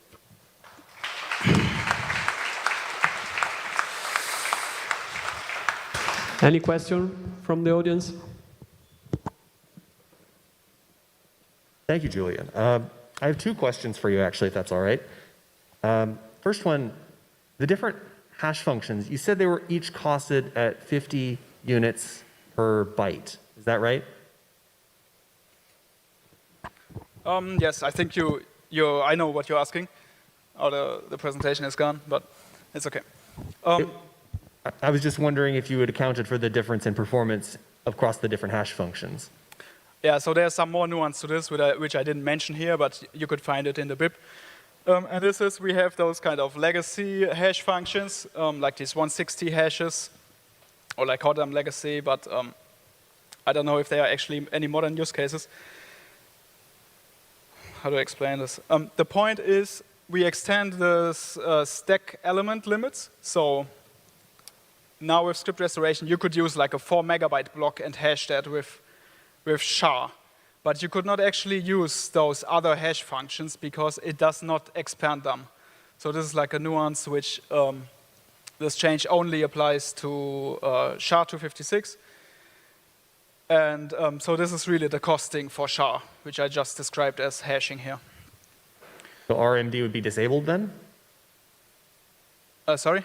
So RMD 160 would be disabled? It would just be in the same state as it is right now. So you could hash up to 520 byte elements, but not anything larger. And we don't want to constrain the script space for those operations. So basically, they are not costed. Okay, gotcha. Thank you. And second question, I feel like if you generalize this notion of budgeting based on the exact opcodes in each script, you're moving towards a world where you're trying to cost transactions by computation. Have you thought of ways to use a more computational or maybe VAR-ops-based budgeting system instead of a cost per byte budgeting system? It's obviously a lot broader of a scope, but I was wondering if you've done any work on that. Yeah, so, I mean, yeah, it's really the question, how should you construct such a budget? And here the idea is to just kind of keep it simple, really, and to be good enough such that it conservatively limits the worst case. But I mean, I totally see that you could come up with all kinds of like different concepts of how you would limit it. But I think many of these operations, they are actually proportional by byte. And in that sense, it makes a lot of sense. For example, multiplication, of course, it is not costed directly per byte because it has this quadratic scaling. So it's just made up of these basic cost primitives. And yeah, but I believe you could probably build a lot of different computational like concepts like this. It doesn't have to be per byte, but I think it is a good approach, and it seems to work also. Thank you. A few things which I'm curious how they relate to or fit into the stuff you're talking about here. Specifically, OpCTV, potential thing to assert I am output number X of my input, and incremental hashing, and a single opcode to do a taproot calculation, and possibly even doing encodings in reverse order, because that makes quining simpler. Yeah, I think, do I have this somewhere here? Yeah, so this is probably part of this extension, which, to be honest, I haven't thought too much about. But there is this like last BIP which has new opcodes, and this will include all kinds of more recently relevant primitives like checksig from stack, and also like field operations for taproot or for the curve that taproot uses. I don't know if that answers your question really, but some of it, but there's more. But the things I'm asking about are currently a little bit obscure, but like a little bit could go a long way in terms of adding new functionality. Yeah, I'm not sure, but is it related directly to any of the changes that I mentioned? Or? It has to do mostly with supporting covenants. Yeah, so really, yeah, this is, I mean, covenant, the covenant opcode in this case would be like probably optx or something, or optx hash. No, this is allowing you to build covenants using introspection, which is actually a much more powerful approach. You can even get capabilities that way, but the techniques are not terribly intuitive.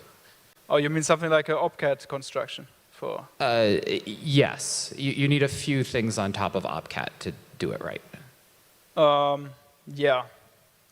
Well, this is the question: if what else you would be missing at this point, and really this is part of this extension that we want the script to be, as you said, kind of be a well-rounded language, and do the things that people want to do somewhat efficiently. And yeah, I'm not really sure exactly what kind of set of opcodes need to be included there, but I could see that something like this should be part of that. Yeah, definitely.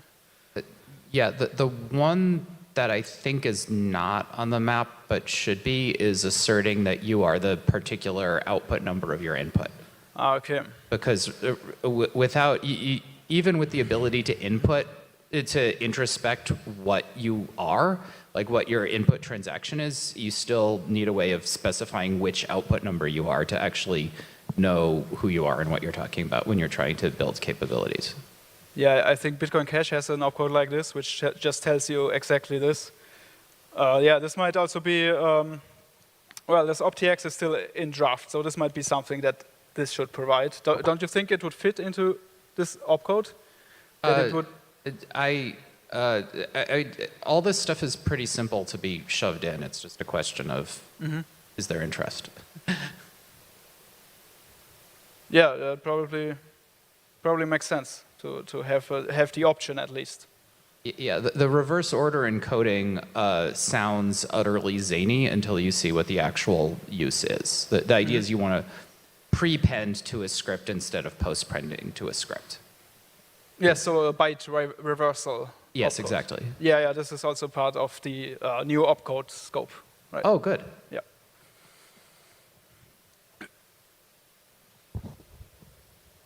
Anyone else?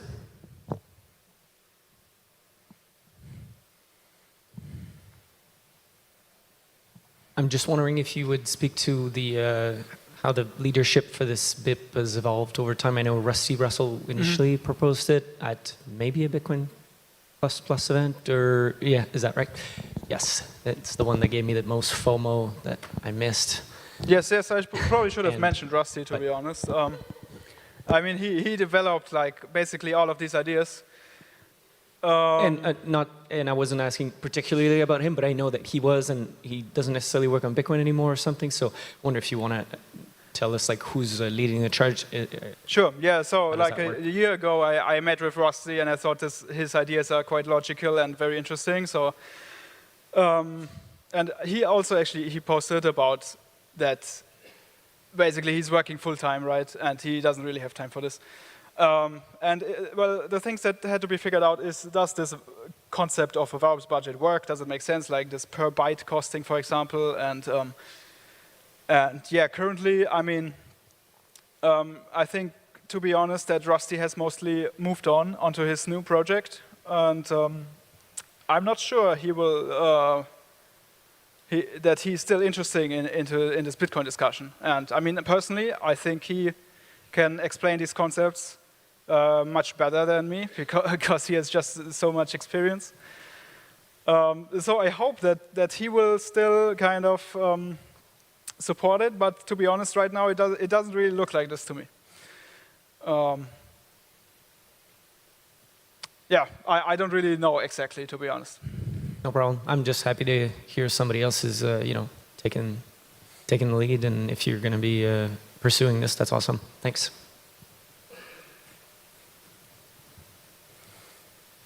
Any other question?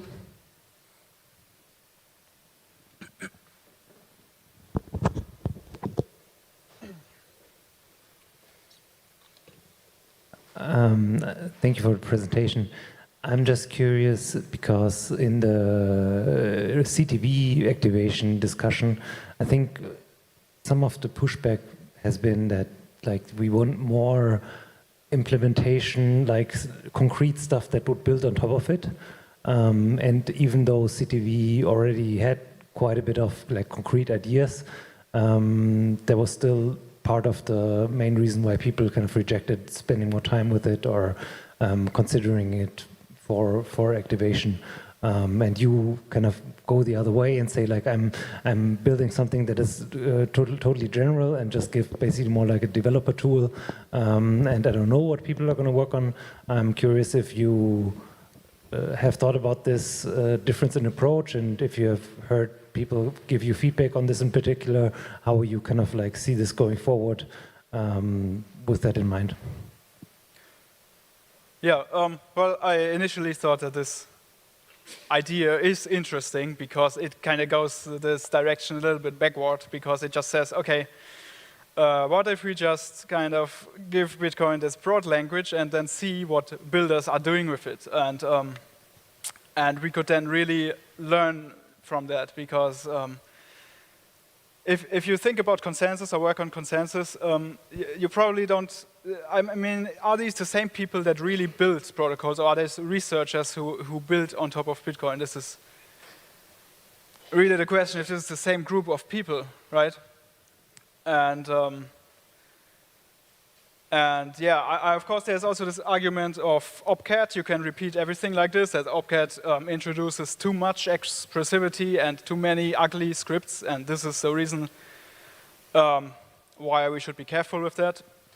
But yeah, really the way I think about this from a programming perspective is, if I look at the script interpreter, I look at every single operation, you concatenate two elements, okay? This, of course, expands the design space for all the protocols that can be developed. But the question is really, are these unknown unknowns, and are these really a thing that we should worry so much about? Or should we like go this other direction and, yeah, like what is the exact opposition is my question. I only hear these kind of unknown unknowns and arguments like this, which I don't think are very helpful. And I feel like builders, they would just heavily benefit from having this much broader language, such that they can just really build what they want to build. But I totally, I mean, I see it is very different to other proposals, which might be initially strange or uncomfortable.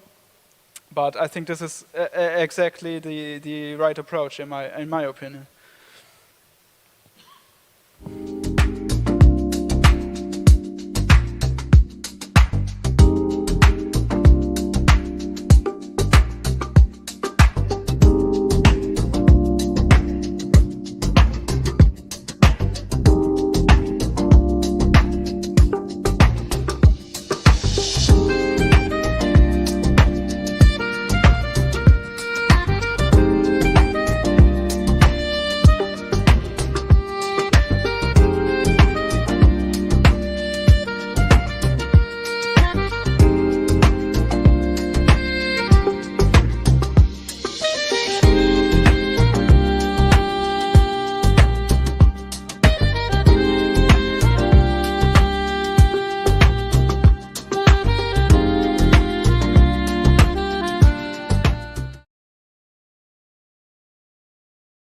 Hey, welcome everyone, back from lunch. We are going to start again our conference with Pablo Greco. Pablo will provide us a different view on how consensus work on the Liquid network and on other possible private chains. So please give a warm welcome to Pablo. Thank you. So, about me, I'm Pablo Greco, Director of Engineering at Blockstream. I've been at Blockstream for like almost 7 years in different type of positions. Started as a software engineer, then became engineering manager, and now I'm at the director level, which has been a nice ride, and it has given me a good perspective on how things work mainly within Liquid, which is my main area. But yeah, before Blockstream, I used to be the maintainer of the alternative architectures in CentOS, and it's basically what opened the door for me to get into Blockstream. So that's why I always say that I joined Blockstream through the window, because I wasn't from the Bitcoin world back then. Currently, to continue with my Linux side, I'm a member of the release engineering team for Rocky Linux. For those who use the different Linux versions, might know it. A bit of information about me on X and on GitHub. The plan for today is to talk a bit about Liquid and then to compare it to how the consensus applies to Liquid and how we can make certain comparisons with the way it works on Bitcoin, and how we can use different rules in different chains to basically optimize depending on what the necessities are for certain specific use cases. So if you look at a bit of the history, how the Liquid network was born, it all started, as always, with a white paper. The white paper describes the idea for sidechains, and a lot of what could be done with regard to pegged sidechains, which is not having its own coin, but using Bitcoin as its reference. If you look at the names that appear in the header, you'll see names that you can never see together today. But at least at that point in time, they were all working to get something done. This was in 2014, right when Blockstream was starting, and the idea was basically related to what we are doing today. How different necessities and how different optimizations can be used without affecting Bitcoin itself, right? So,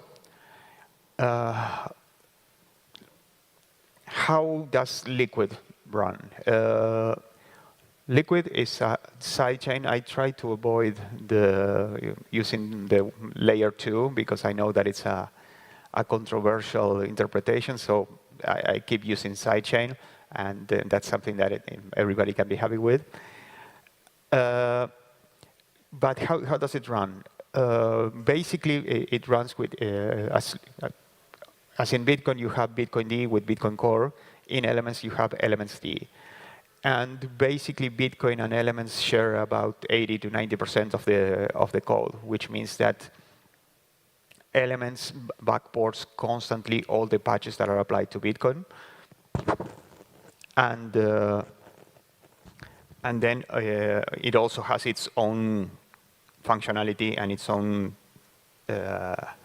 changes and all the things that are basically extensions to what Bitcoin Core can do.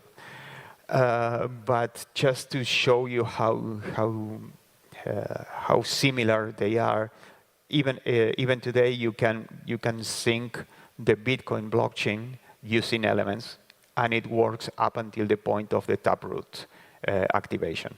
And the only reason that it can be done after that is because the opcode that was using Elements for taproot was different. But the code and the functionality that come from Bitcoin still remain untouched.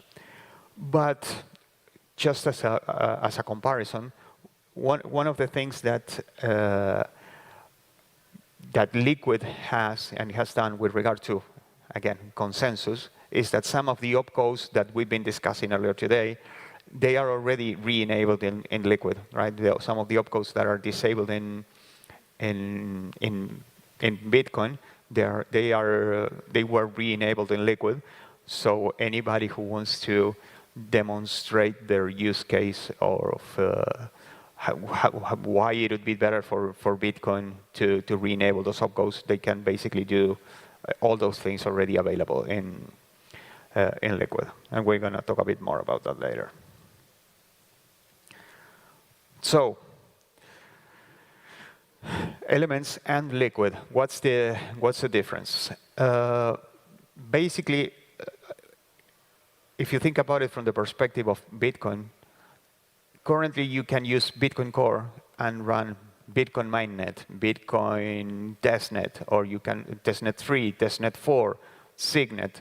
You can run multiple chains with the same code, right? With the same executables, with the same binaries. The relationship between Liquid and Elements is exactly the same.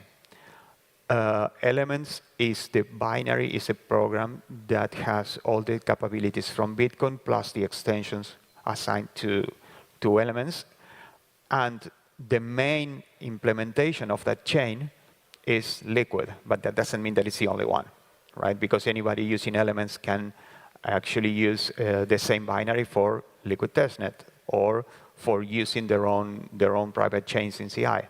So the Elements is the technology that underneath Liquid, right? But it's simply a binary.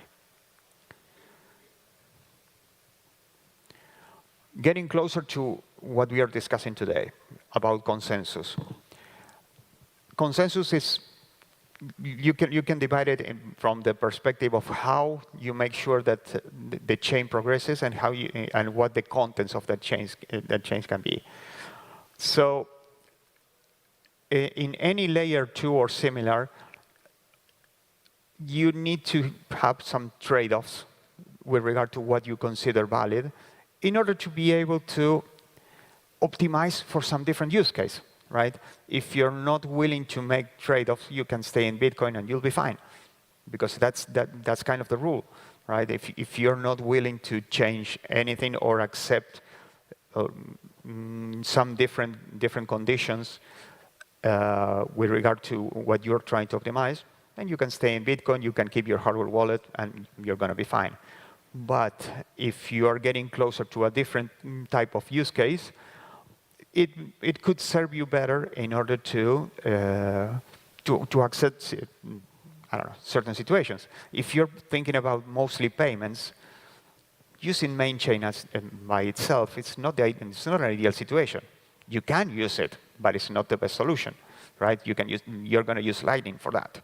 Right? If you're thinking about multiple assets, and if you're thinking about faster blocks or something that is more closer to the financial world, it's a lot easier to use Liquid because it's closer to that environment, and also because it doesn't use any IC. It didn't have any ICO. It didn't have anything. It uses Bitcoin as its currency. Right, so there is no incentive to do anything other than maintain the chain and keep it running. There is no value in the native coin, because the native coin is the same as Bitcoin, right? So when you think about that, you can say, okay, going back to it, with regard to security, Bitcoin is the most secure, and that's it. There's no discussion around that. Even with the same with regard to permissions, it's the most permissions. If you can get in, you can get out, and that's it. There's nothing that changes around those lines. But when you start thinking about confidentiality, Liquid with its confidential transactions, as we are going to speak about later, it gives you a better privacy, because nobody knows exactly how much you are transacting, right? One of the classic situations in Bitcoin is you make a payment, and suddenly, depending on how you're handling your UTXOs, somebody's going to see how much you're sending back to yourself in change, right? And that reveals a lot of information that might not be ideal for a lot of people. Even if it's just somebody seeing, it's not good that people are going to see how much you have sending back to yourself. If you're thinking about speed, it's Lightning. There's no other answer, right? So if you're prioritizing for speed, yeah, absolutely. You need to use Lightning. But that's where all the different optimizations come in, because you have wallets that start implementing swaps, right? So basically using Liquid as the backend, right, and Lightning as the cross-chain payment. So suddenly you have a way to use Lightning, but without worrying about maintaining channels. So you have to navigate the different types of optimizations and the different types of things that can be done depending on which part of the stack you're in. A bit more about, I'll try to make it quick here. A bit more about how Liquid work with regard to different types of personas around Liquid, right? Anybody can create a transaction, right? You can use like a web wallet, you can use a mobile wallet, you can use elements. Basically, anybody can create a transaction. Anybody can verify those transactions. Mobile wallets usually don't because it's a waste of resources, but everybody running an Elements node can do it. Anybody can peg into Bitcoin, peg into Liquid from Bitcoin, basically say, hey, these are my coins, I want to use it inside Liquid, and that just works.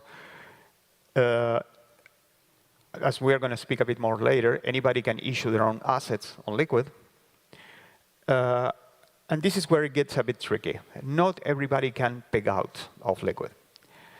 And it's usually one of the most controversial parts, right? How do I live Liquid without, by myself? And this has been a controversial part in the past. It's a bit easier now because with swaps, it's a lot easier to go back to Bitcoin, but the rationale behind that is that it's mostly about security, right?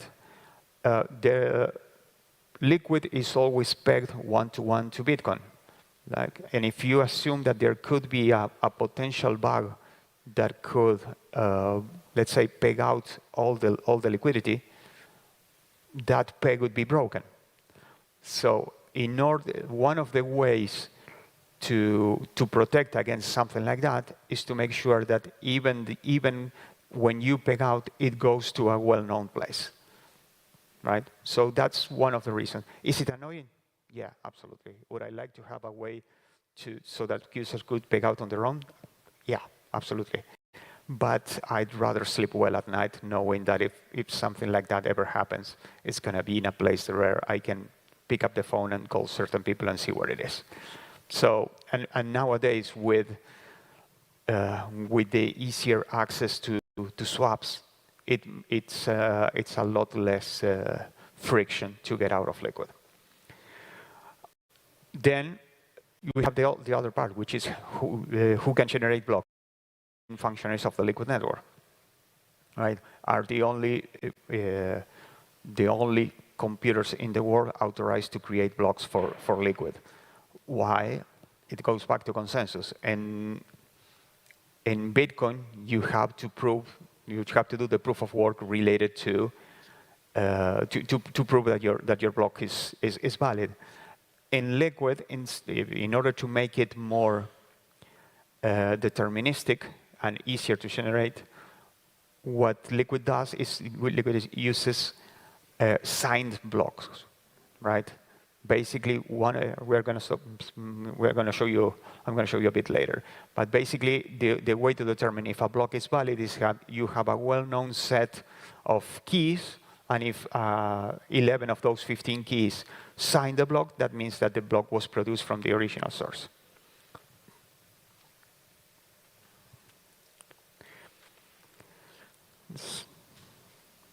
Let's talk about issued assets for a bit before continuing. Bitcoin is a single asset network, at least natively, right? There are protocols to issue other things on top, but from the core of the network, it's single asset. The only asset that flows is Bitcoin. In Liquid, it's multi-asset by default, which means that you can create your own assets, and from the perspective of the chain, it's just a hash, right? And you can transact those assets with any other wallet that supports Liquid natively, just as if you were transacting Bitcoin, or in this case, LBTC, which is Liquid Bitcoin. You don't need a smart contract. You don't need anything special. Just call an RPC, issue your own asset, and it's usable. So if you want to create something that to play with your friends or to do anything, nobody needs to know anything special about programming, about smart contract or anything. It's native to the chain.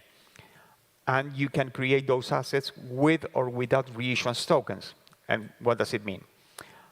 Let's say that I want to create an asset that I want to increase the liquidity in the future, like for instance, USDT.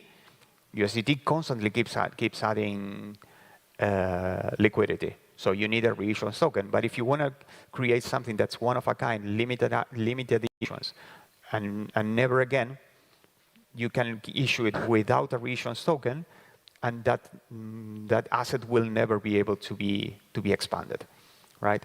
The thing is, the reissuance token is also an asset that can be transferred across the network, right? So everything from the perspective of the chain, the underlying, the pegged asset, like LBTC, the created or issued asset, like whatever you want to create, like USDT, or the reissuance token, it can all be moved around the network natively without any specific wallet support or any specific smart contract. It just flows from the chain without any issues.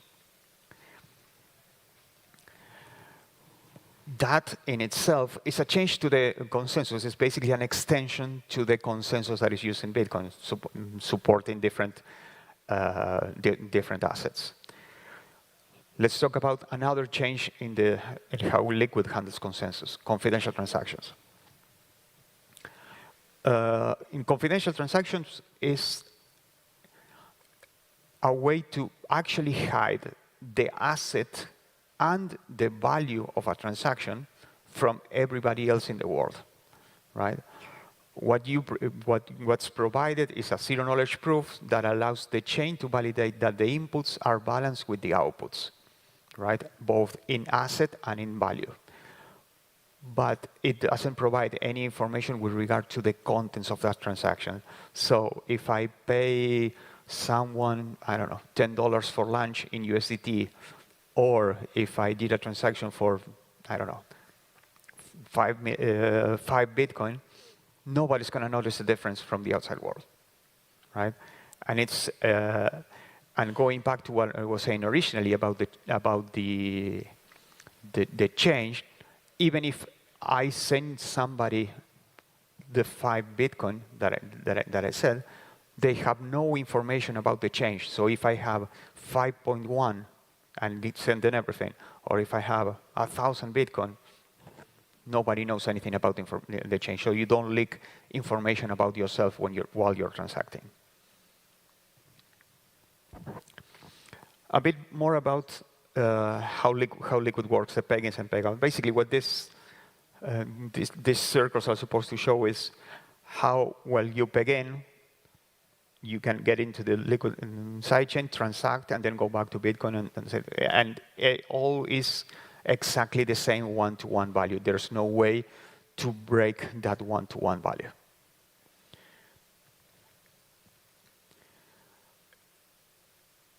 Now, how is a bit more closer to reality?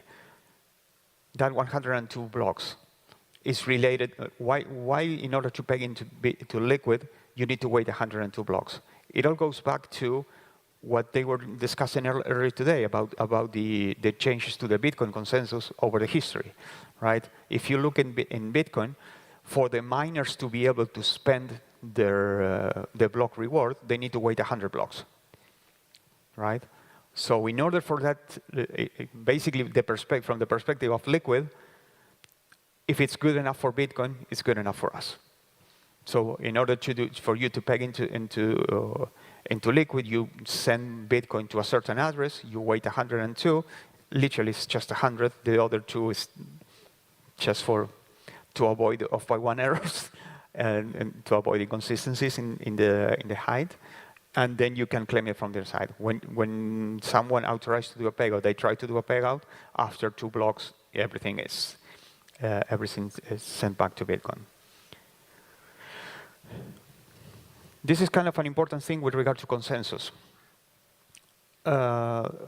Liquid, it has 1-minute blocks, which means that every minute there's an opportunity to create a block.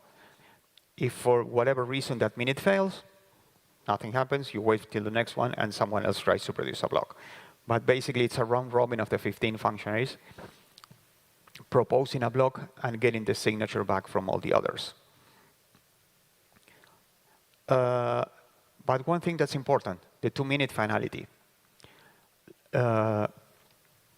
There are no reorgs in Liquid, because the HSM behind the signature, they won't allow the height to go back. If someone signed block 10, right, the HSM will allow to sign block 10 again, because something could have happened, saying that the round failed for whatever reason. So it makes sense to basically recreate that block. But it will never sign block 9 again, which means that instead of having to wait 100 blocks to avoid a reorg in Bitcoin, or even if you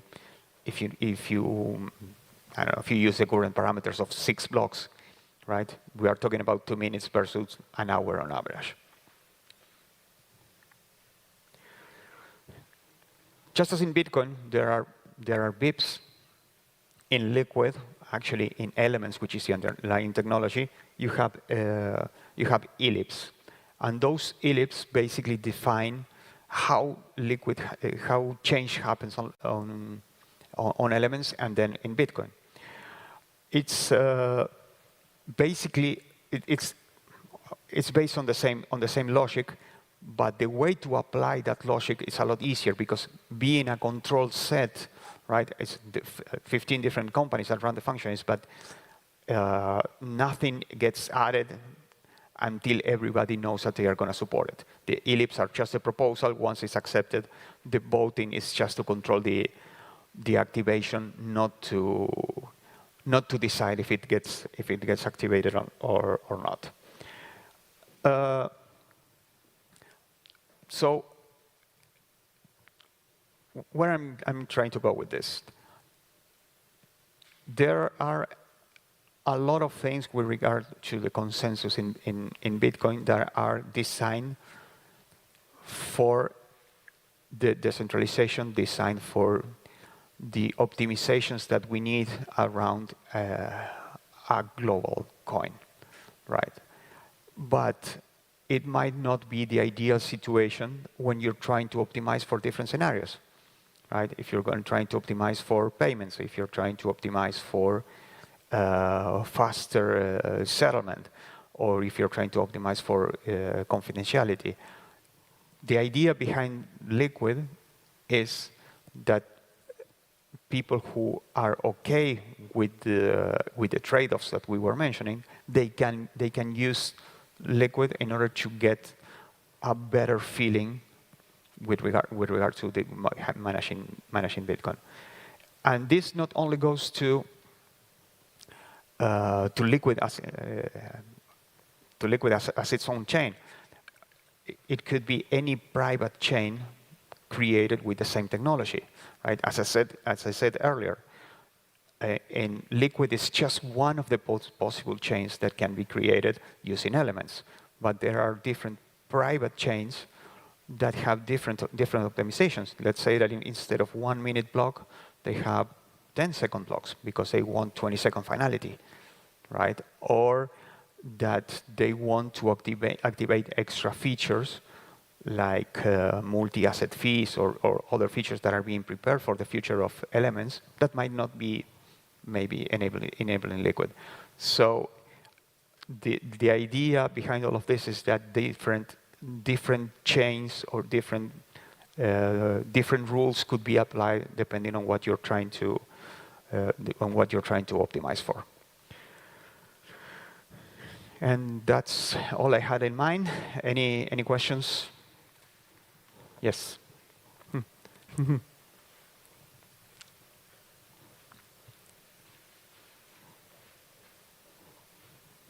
Test. Okay, thank you for the talk. I'd like for you to clarify something. So if I understand correctly, BTC and LBTC are pegged one-to-one. Yes. Then they are held, so these BTCs held in 11 of 15 multisig. Yeah. So who are these 11 people or entity that are the only, like, the main risk, the people that can rug pull us eventually, or So, who knows? Who are they and how can we verify their identity? so basically, think about it this way. The Liquid Federation is about 80 companies around the world, like exchanges, wallets, and different type of service provider on top of Liquid and on top of Bitcoin.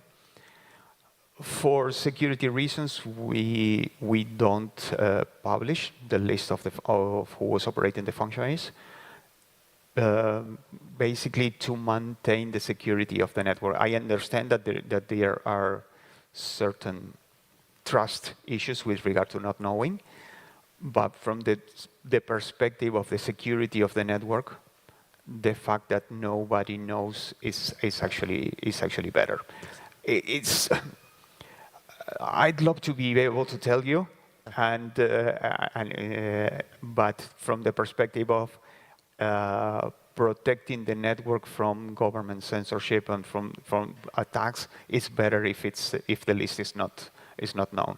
We are working with some federation members that to see if they want to announce themselves of one of the operators. For instance, there is one that made it public that they are one operator.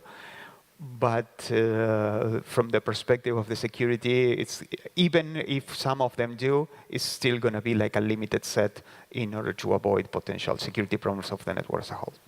Okay, thank you. So to summarize, the trade-off is Liquid brings us more privacy for small transactions. Yes. And in a fast way, but the trade-off is we trust these 15 functionaries. I'm having trouble hearing. It's kind of like an echo. I can't hear you. Test. Okay. So the trade-off is just we trust these functionaries with our Bitcoin, basically. No, I can't hear it. Sorry.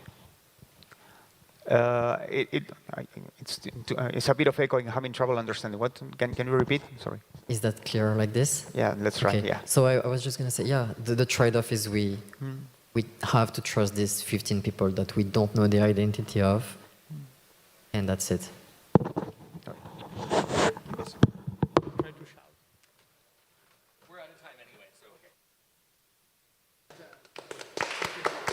Thank you.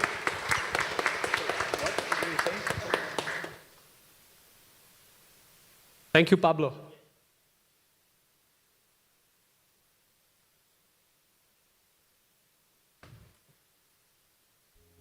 So, sorry, go.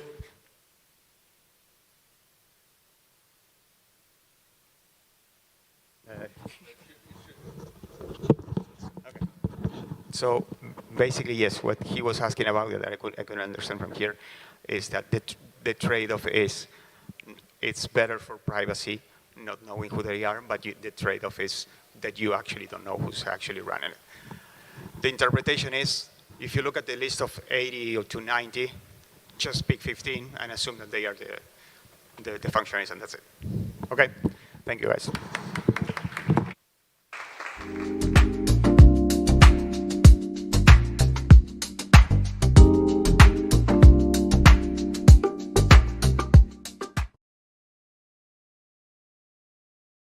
Please welcome Michael. Good afternoon, everybody. It's a pleasure to be here up in Toronto. It's my hometown. So first time doing a presentation on this case. We've been all over the world with it. I'm based out of New York, working with Tor Eklund, which I'm sure some of you are familiar with. We're a law firm that handles mainly Bitcoin, cryptocurrency, and computer hacking cases. We do a lot of white-collar stuff, as well as cases under the CFAA, which is a federal statute that governs computer fraud. That's hacking and stuff. But it's great to see you here today. So today I'm going to be talking about Roman Sterlingov. Here's him by a pool. He was born in Russia in 1988. He's about 36 years old now, 37 years old, and he's been in prison in the United States since 2021 when they plucked him off a plane at Los Angeles Airport. Now, just a show of hands, how many people are familiar with Roman Sterlingov's case? Oh, that's a lot of you. That's what I like to see. You know, when we first started going around talking about this case, we wouldn't see any hands up. So it's good to hear that the story's getting out. So Roman started using Bitcoin in around 2010. He was really early into it. At the time, he was living in Gothenburg, Sweden. He was born in Voronezh, Russia, and his mom and him broke up with his father and moved to Sweden for a new life. That when he was about 14 years old. You know, he's new to Sweden. He didn't know Swedish. He's in high school. And, you know, computers became a gateway for him to socialize with people around the world. And he was really into computers. And he really had heard about Bitcoin, but he had never really experienced using it before. And at the time, he had a little e-bike that he used to rip around Gothenburg, Sweden on. And he had just sold it, so he had a little bit of cash. And he told me the first time that he purchased Bitcoin and his first experience with it was at a bar in Gothenburg. He met some guy online, and they both decided to meet in Gothenburg, and they whipped out their laptops at the bar. And he bought about 2,000 euros worth of Bitcoin in 2010, back when Bitcoin was about 30 cents. I mean, how many of you here were around in the Bitcoin world all the way back then? A lot less hands went up. I see a couple up there. That's what I like to see. See Peter raising his hand, of course. And yeah, so, you know, Roman had a cool story telling me about how cool he felt sitting at that bar with that person, being able to engage with computers in the tech world in real life, and bridging that gap between the computer and a real-life social experience. And at first, he didn't think anything of it. He wanted to figure out how to spend it. He wanted to figure out how to use it. He wanted to learn what it was all about. So he starts playing around with wallets and everything like that. But he was more about trying to socialize. He was using Bitcoin as a tool that a lot of us like at these conferences, you know, as something common ground that you can experience a relationship over. So he started to go to these Bitcoin meetups similar to this one. He would go to the Bitcoin meetups around Scandinavia and the Baltic region, because that's where he was living. And his goal there at that point in time was to try to get other people on board to Bitcoin. He's one of the first people in that area where if you wanted to get into Bitcoin, there was no exchange. You couldn't go to Mt. Gox, wouldn't be created for another 2 or 3 years. Well, it was Magic the Gathering at the time, just for cards. It didn't have any Bitcoin element to it. So if you wanted Bitcoin, you had to find somebody like Roman at one of these conferences, and that's what Roman was doing. So, you know, he'd take like 100 euros cash, and he'd sit down with you on your computer, and similar to the experience you had at that bar in Gothenburg, he'd help you set up your first wallet, transfer you some Bitcoin, and get you started on your Bitcoin journey. And so he was all about that. And he was going around selling Bitcoin. He was buying Bitcoin. He was trying to figure out what the markets were like and like how much it was worth, because no one had really decided on it. It wasn't like there was a price chart on Coinbase like there is now. So he was doing a lot of peer-to-peer transactions. And then at about 2014, 4 years into it, there was that first real skyrocketing in price, right? This is before the 2017 price increase. And the way he described to me at that point in time was it was like a magic wallet that no matter how much he spent out of it, it just kept going up in value. So he kind of quit his job. He was working as an affiliate marketer, and he tried a couple of different business activities. So he opened up a record studio with his friends. That didn't really succeed. He tried to open up a VPN server. That didn't really succeed. But it didn't matter because he had this Bitcoin, and he was living off of it. So he's kind of living as a digital nomad, traveling around Europe. At the time, he was living in Spain in 2021 when he was ultimately arrested. But he gets into his 30s and he starts to think, you know, like, I can't just be living on this Bitcoin stuff forever. I got to find like a real career. So he decides that he wants to become a commercial airline pilot. And so he signs up in 2021 to take a pilot course in California. And this is during the pandemic. So at the time he had to fly, you couldn't fly from Europe into America, but you could fly from Russia into America. So he went from Spain, he went to Moscow, he quarantined for 2 weeks. He hops on a plane again in Moscow, bound for LA.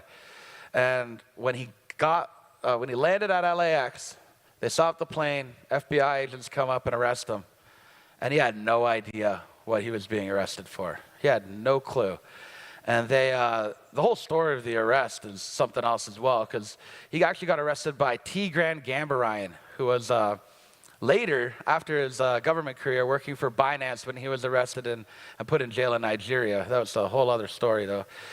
So Roman was arrested in 2021, and we actually got the case because I had a friend who's recently or since passed away, my buddy Sam, and he was good friends with Roman's cousin. So when Roman got arrested, he called his cousin in Boston, and his cousin called Sam, and Sam called me, and he knew I was working with Tor. So that's how we ended up representing Roman. Now the crazy thing is he had no money, because everything that he had was seized. He was traveling with everything, multiple laptops, multiple SD cards, all of his notes, because he was living as a digital nomad, right? And and we see this over and over again with these computer law cases, the government isn't used to that. They're like, where do you live? Where's your home base? Where's all your stuff? Like, this is all my stuff. This is what I live with, you know? There's just a split in terms of how real life works. And you know, as terrible as it is, oftentimes the government uses that as an indication of guilt if you're living like that. So if you're traveling internationally, or particularly the United States, you know, one of my tips, proactive tips, would be don't bring everything with you. You know, bring as little as you're going to need in the United States. So we're doing this case, and we had tons of pretrial hearings, right? And typically, if you get arrested for a crime in America, you get let out on bond. Right? There's only 2 reasons that the government can keep you locked up pre-trial. The first one is if you're a threat to the community, if you're really, really violent, if you committed a heinous crime, if you committed something with a lot of weaponry, something like that. The other reason is if you're a flight risk. Right? So in this case, Roman was denied pre-trial bond because the government was able to convince the court that they determined he was a flight risk. They made this whole story about how he has access to the Tor network. He has untold sums of unknown Bitcoin where we can't find the Bitcoin. And you know, he can buy passports online and fly to Cambodia and we'll never be able to get him back. So the government, on the basis of that evidence, decided to lock him up pre-trial. And it wasn't until 2024 when we had the trial. So that's 3 years of sitting in state facilities, with very run-down, brutal state facilities. He happened to be at the Northern Neck Regional Jail in Rappahannock, Virginia. But as we're approaching the trial, we're going over this, and the court, the judge, who's an educated guy, and jailed Sterlingov based on the evidence, the totality of the circumstances, determining that he was a flight risk, just showed exactly how limited his knowledge of Bitcoin actually was, because he told us this quote right here: "I'm sorry, now I'm going to convey my ignorance on the topic. Is there an administrator for Bitcoin that maintains the blockchain? Who maintains that, and can we subpoena that administrator?" So anytime I say this and show that the judge was asking for the administrator of blockchain, that's another example of this huge disconnect between how Bitcoin has been built and what the government typically understands with these financial crimes. Because if you were to commit wire fraud using a bank, you know, you can subpoena the bank for the records, and it's pretty straightforward for the government and the court to look over this stuff. But with a decentralized project like Bitcoin, they don't have that. You know, there's no one you can subpoena for the blockchain records. You have the publicly viewable blockchain. But it just showed this big disconnect, and it was, you know, that was a laughing point for us at one point. Now, the main piece of evidence that the government had was from Chainalysis. How many people here are familiar with Chainalysis? I see almost every hand being raised up on this one. I'm sure that you guys have had to tiptoe around Chainalysis a little bit, because these guys are something else. Chainalysis was a company founded by Michael Groninger, the former creator of Kraken, and Jonathan Levin, who's an Oxford computer scientist. They got together and they put together Chainalysis as a blockchain tracing company that could market its service to law enforcement in order to analyze the blockchain and check for money laundering. Now, with the Clarity Act coming in, it looks to me like Chainalysis is being written into the law as an example of a company that you can use to be compliant with the new Clarity Act. And I think that they're, you know, behind pushing for this version of the Clarity Act to go through, which is pretty scary. But in my opinion, Chainalysis is junk science. So junk science is a term coined by an author named Chris Fabricant. He has worked with the Innocence Project, and he has a great book called Junk Science. And it's basically about how these different forensic sciences, going back all the way to fingerprint analysis, hair follicle analysis, blood analysis, DNA analysis, when they first come out, everybody wants them to work. Everyone wants to be like, okay, well, if the fingerprints match, now we know that this guy committed the murder or something, right? But when they're in their infancy, they don't have that level of accuracy. You might just have some posh-looking smart guy in the 1880s with a monocle and a mustache saying the fingerprints match. But so oftentimes, this kind of junk science led to wrongful convictions, and that's a big part of what the Innocence Project in New York does, is overturning these convictions from decades ago, where people have been sitting in jail for most of their life, based on forensic sciences that were in their infancy. And just like fingerprint analysis was in its infancy in the 1880s, and DNA was in its infancy in the 1990s, and right now blockchain tracing and blockchain forensic methodologies are in their infancy as well.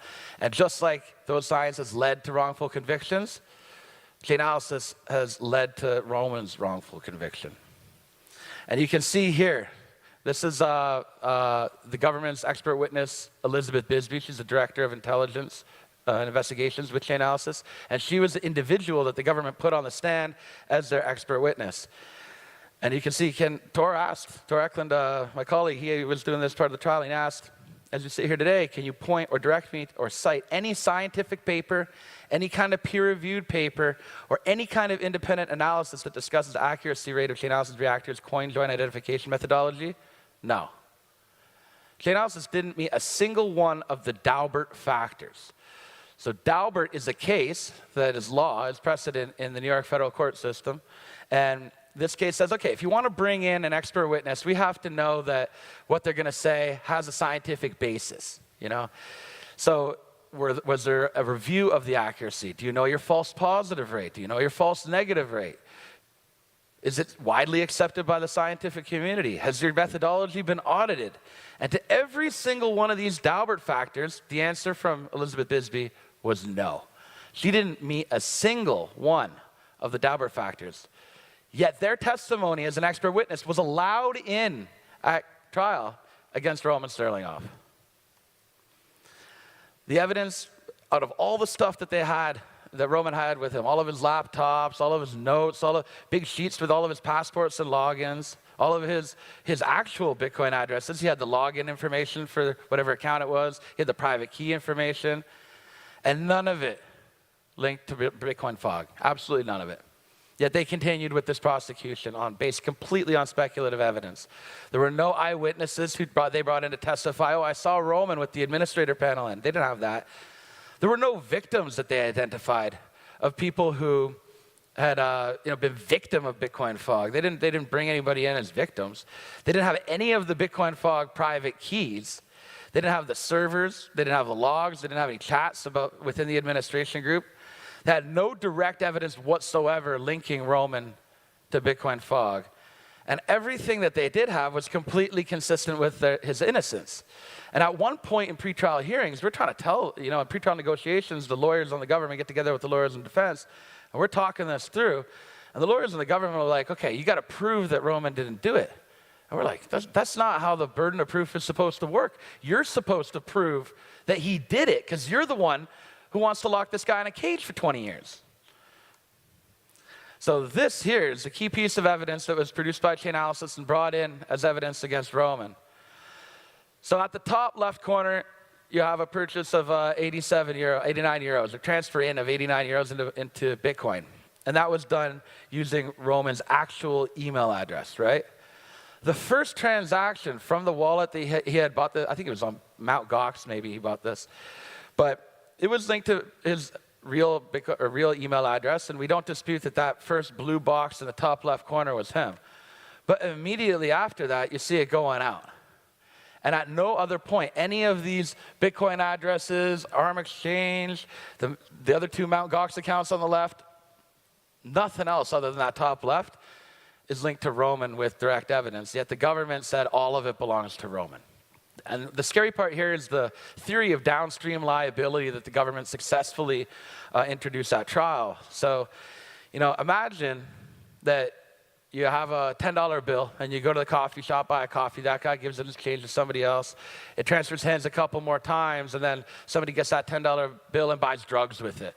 You know, based on the way Chainalysis is conducting their investigations, they can trace all the way back through and say, hey, you had that $10 bill at one point, you're guilty, because we don't have anybody else to target, right? Now, Roman was a Boy Scout. He KYC'd his Mt. Gox account really early on. He wanted to, you know, be as accurate and legit with everything as he could, because his main priority was trying to figure out how he could spend the Bitcoin, right? So every time there was a KYC protocol coming up or KYC requirement, he was quick to just send his ID in. He didn't care. He had nothing to hide. He was trying to just be approved so that he could withdraw from his old Bitcoin accounts, right? He was, at no point was he ever like super into privacy. He didn't exhibit any of the skills required or interests required to operate a mixing service like Bitcoin Fog. Now, this transaction is for the DNS registration for www.bitcoinfog.com. Now, bitcoinfog.com wasn't even the website where Bitcoin Fog lived. Bitcoinfog.com was like a marketing website on the ClearNet that had a Tornet link that you could then put into your Tor browser and get to the Bitcoin Fog website where you could use Bitcoin Fog. But yeah, nothing here had anything to do with Roman other than the first transaction, right? And we argued this in court, and the judge didn't buy it. He said, well, if he doesn't own the private keys, then you got to say who does own these other Bitcoin addresses. So, you know, this whole thing, this is all up on appeal right now. Now, here's another transaction. And again, at the top, you have Roman making an outbound transaction from his Mt. Gox account, his wallet that is linked to him. We don't dispute that. But everything else on the screen below that top box had nothing to do with him. And this is the first transaction into the Bitcoin Fog cluster, as Chainalysis likes to call it. And as you can see, there's a whole bunch of Bitcoin address. Every orange square, every orange circle up there is a Bitcoin address that the government was not able to present the private keys to. And it joins, there's coin joins, and there's different transactions where it's being joined with addresses from like InstaWallet. Roman never had an InstaWallet account. From a mining source, Roman wasn't a Bitcoin miner, you know? And yet they're attributing all of this to Roman. They say he had all of this because he had the first one, because he KYC'd it back in 2013, or 2014, I think. So here have our expert witness. So this is a pretty crazy story. We first got this case, and they took all of Roman's money. They took all of, he had a mycelium wallet, a hot wallet on his phone. The government seized that when they arrested him. He had Kraken accounts with the majority of his Bitcoin in it, and they seized all of that, right? So he had no money. And we're going around, we're talking to people about this case, and they say, you know what, you got to start going to these conferences and letting people in the Bitcoin community know what's going on with Roman Sterlingov. So early on, we spoke at, I think it was Bitcoin 2023 down in Miami. And we did this presentation and told everybody everything about where we were at in the case at that point in time. This guy comes up to me after the presentation. He says, man, like what's happened to Roman is really messed up. This is my Alamo. I want to help you out. I'm like, fantastic. We need all the help we can get, right? So it turns out he was an investigator for a company called CipherTrace. How many people here have heard of CipherTrace? A lot less than had heard of Chainalysis. So CipherTrace was a similar company to Chainalysis. They were doing blockchain tracing, and they were trying to market their services to lawyers, defense lawyers, governments, in order to trace the blockchain and figure out, you know, these financial webs of transactions. But they had a different set of methodologies than what Chainalysis had. So we were going to bring them in as our expert witnesses to combat Chainalysis' expert witness testimony, right? Because Chainalysis has already been admitted. We jumped through a whole bunch of hoops. We were able to get them admitted, and we were working with their director of investigations, Jonelle. About a week before trial, CipherTrace gets bought by MasterCard and dissolved. They didn't exist. Everybody, we don't know what happened. I think somebody made a call. I was like, yo, we got to get rid of these guys, right? I don't know what happened.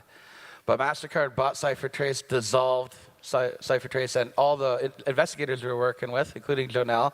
And this guy had come up to me after the Bitcoin conference in Miami.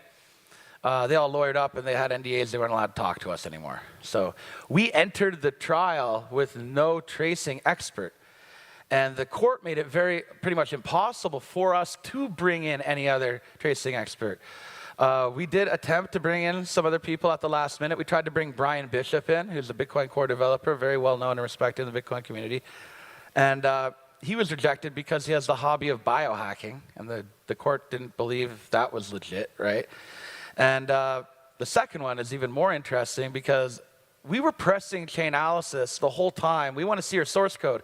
We want to see the code that identified Roman as the operator of Bitcoin Fog. Like, where's this magic stuff that you are using? And all they did was they shared a couple of heuristics with us, which, you know, they subjected us to a criminal protective order to look at. So if we discuss it in any kind of way, you know, we're subject to criminal penalties, which scared away a lot of our potential expert witnesses and made it very difficult to bring somebody in. So we tried to bring Brian Bishop in. He was gung-ho. He was like, man, what's happened to Roman is really messed up. I want to help you out.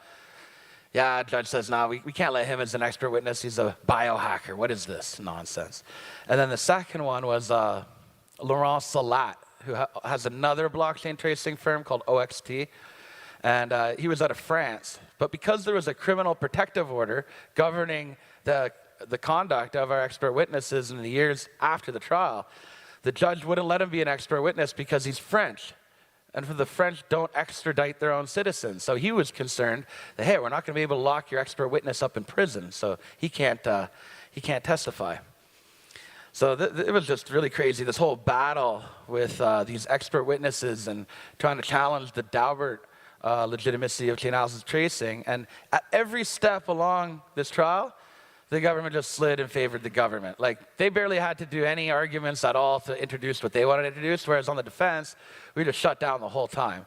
And that's common across all federal criminal trials. It's always easier for the government. There's so many small things in the course of a trial that favor the government. You know, it can be as simple as the government have the stands in the courtroom closer to the jury. They get to be closer and have more influence on the jury. Whereas the defense are far across the room from the jury. But that's just one example, and there's millions of examples of this.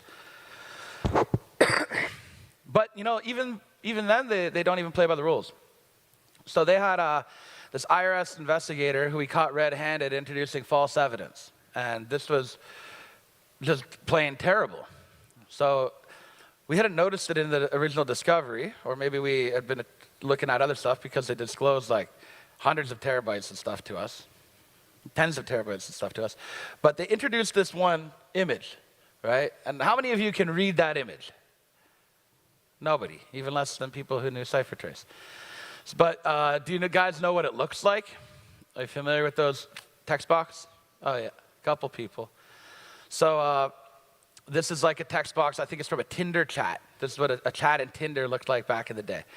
And what it looks like, and I'll read it here. The first box says, "You must be fun at parties. Does my beard or lumberjack look scare you?" Second box, "You're wondering what I do in terms of magically having such photos or in terms of money laundering."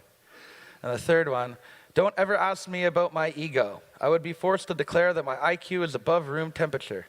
Anyway, what's your obsession with that girl and her shoes?"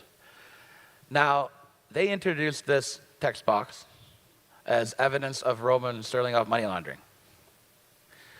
And we dug deep, and you know, we had our great forensic expert, this guy Jeff Fishbach, top notch. We work with him a lot, and he's something else. So he takes a look at the file type that this came from and notices immediately, hey, that's not like a screenshot from an iPhone. That's not a file that we regularly recognize. So he starts looking it up, and it turns out that it's from an ebook. So this is an ebook called The Message Game by an author named Ice White. And he's like a pickup artist. And it was like a cheap ebook that Roman had downloaded at some point and was on one of his devices. And the text box that was so pixelated in the original image that they tried to introduce into evidence, that they did introduce into evidence, is that text box in the bottom left there.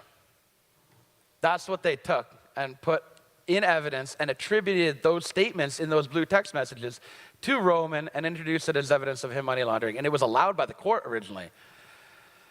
So we ended up putting her back on the stand on a recross, and we had her admit this stuff, you know? And she admitted that it wasn't him, and that we took this from an ebook and we cropped it out. And that was in front of the jury, and the jury still found Roman guilty. It was terrible. So you can see here that the prosecutor, Catherine Alden Pelker, at the bottom there, that's an interesting story. So when the case began, the first, from as far as I can tell, what I think is the first agent with the government who identified Roman as a potential suspect in the Bitcoin fog investigation was Catherine Alden Pelker when she was working with the FBI, because we had this document that went out into everybody in the FBI. She then went to law school, graduated from law school during the pendency of this long investigation, gets hired by DOJ and gets put on this case as a prosecutor. Meanwhile, the other two prosecutors, Zia Faruqi and Yuli Lee, they were the first two prosecutors on this case. Zia Faruqi is now a magistrate judge in the court in DC, and Yuli Lee got hired by Chainalysis as their senior legal director. So the entire time you see that this case, there was this connection between the government and Chainalysis, and they were working together on this investigation. Chainalysis used this case to market and build their marketing of their blockchain tracing technology to the government. And through investigating this case, they secured massive contracts which shot their market cap up. Like shortly after Roman's arrest, they had a Series E fundraising round, raised a whole bunch of money. And interestingly, in the original arrest, right after Roman was arrested, DOJ will drop a press release and they'll say, we arrested Roman Sterlingov on this date at the LAX airport. He's accused of operating Bitcoin fog. We'd like to thank Exigent LLC.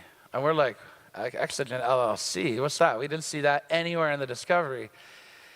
It was a LLC that was owned by one of the FBI investigators in that case, Aaron Bice. And shortly after Roman was arrested and the DOJ did that thanking in the press release, Chainalysis bought Exigent LLC. That guy got his payout, and then they did a Series E fundraising round, raising a ton of money.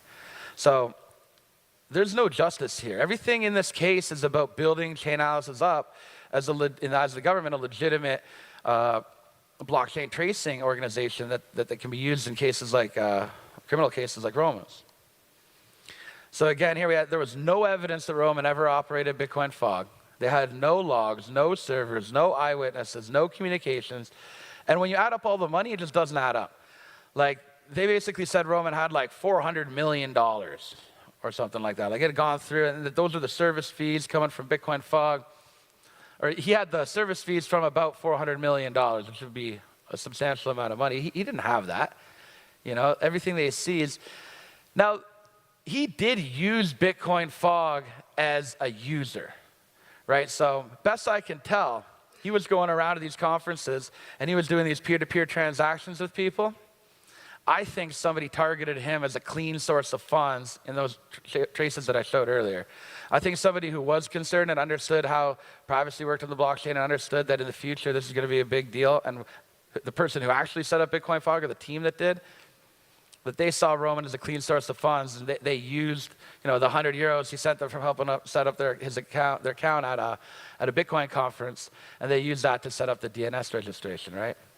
But later on, a couple years later, even I think it was 2 years later, after he started going to these conferences, somebody comes up to Roman and they say, "Hey man, you're really exposing your net worth here, because when you transacted with me, I can look up on the blockchain with the transaction ID, I can see your sending address, and I can see you got a lot of Bitcoin in there, right? You might not want to share that with people because you might put yourself at risk of a wrench attack." And Roman, he's like, "What's a wrench attack?" And he learns that, and he's like, "Okay, shit, I got to find some way to preserve my privacy on the blockchain." And then somebody else is like, "Oh, there's this thing called Bitcoin fog. You could try using that." So from that point onward, every time Roman was transacting with a stranger peer-to-peer, he used Bitcoin fog. And when Kraken came out, coincidentally created by Michael Groninger, who has also created Chainalysis, he saw Kraken as a great, legitimate exchange, that it might be easier for him to put the money into Kraken and then be able to spend it properly, because he wanted to figure out how to pay his rent, pay for his car payments, all this stuff using his Bitcoin. So he took all of his old Bitcoin addresses, put them through Bitcoin fog and into his Kraken accounts, right? So that was another piece of evidence that the government brought in, as they said all that money that was going from Bitcoin fog, the Bitcoin fog cluster, into Roman's Kraken accounts, that's all the service fees for operating Bitcoin fog. No, it's not. And they couldn't trace through Bitcoin Fog because it worked. You know, never did I see anything where the government was able to bring in evidence like, well, here, this came from the Bitcoin Fog cluster, and like this is where the input to the cluster came from. They never did that because they couldn't. And for those of you who don't know, there's two other cases about mixing services, right? How many guys are familiar with the Tornado Cash case? Okay. And how many of you guys are familiar with Samurai Wallet? Right on, right on. So those are two examples of mixing protocols or services, however you want to say it, that are non-custodial, right? So when it comes to money laundering, the government needs to say that you actually possessed the money at some point in time. So that's what differentiates Bitcoin Fog from those other two cases. So I think Tornado Cash was using Whirlpool protocols, and Samurai Wallet was using Ethereum smart contracts to mix the Bitcoin or coin joins and all this stuff and create anonymity for the users. But Bitcoin Fog was centralized. So if you wanted to mix their Bitcoin, you'd send it into Bitcoin Fog, do a bunch of stuff that the government never was able to figure out, and then output it to the address minus a small fee. So that's why the charges in Roman Sterlingov's case are different than the charges in William Longer and Hill, Keon Rodriguez, or Roman Storm, Roman Semenov's cases, because it wasn't centralized, so they didn't actually get accused of money laundering. They got accused of conspiracy to money launder. They got accused of different things. But that's the main difference between why Roman Sterlingov's case is different from those guys' cases. So we're currently up on appeal.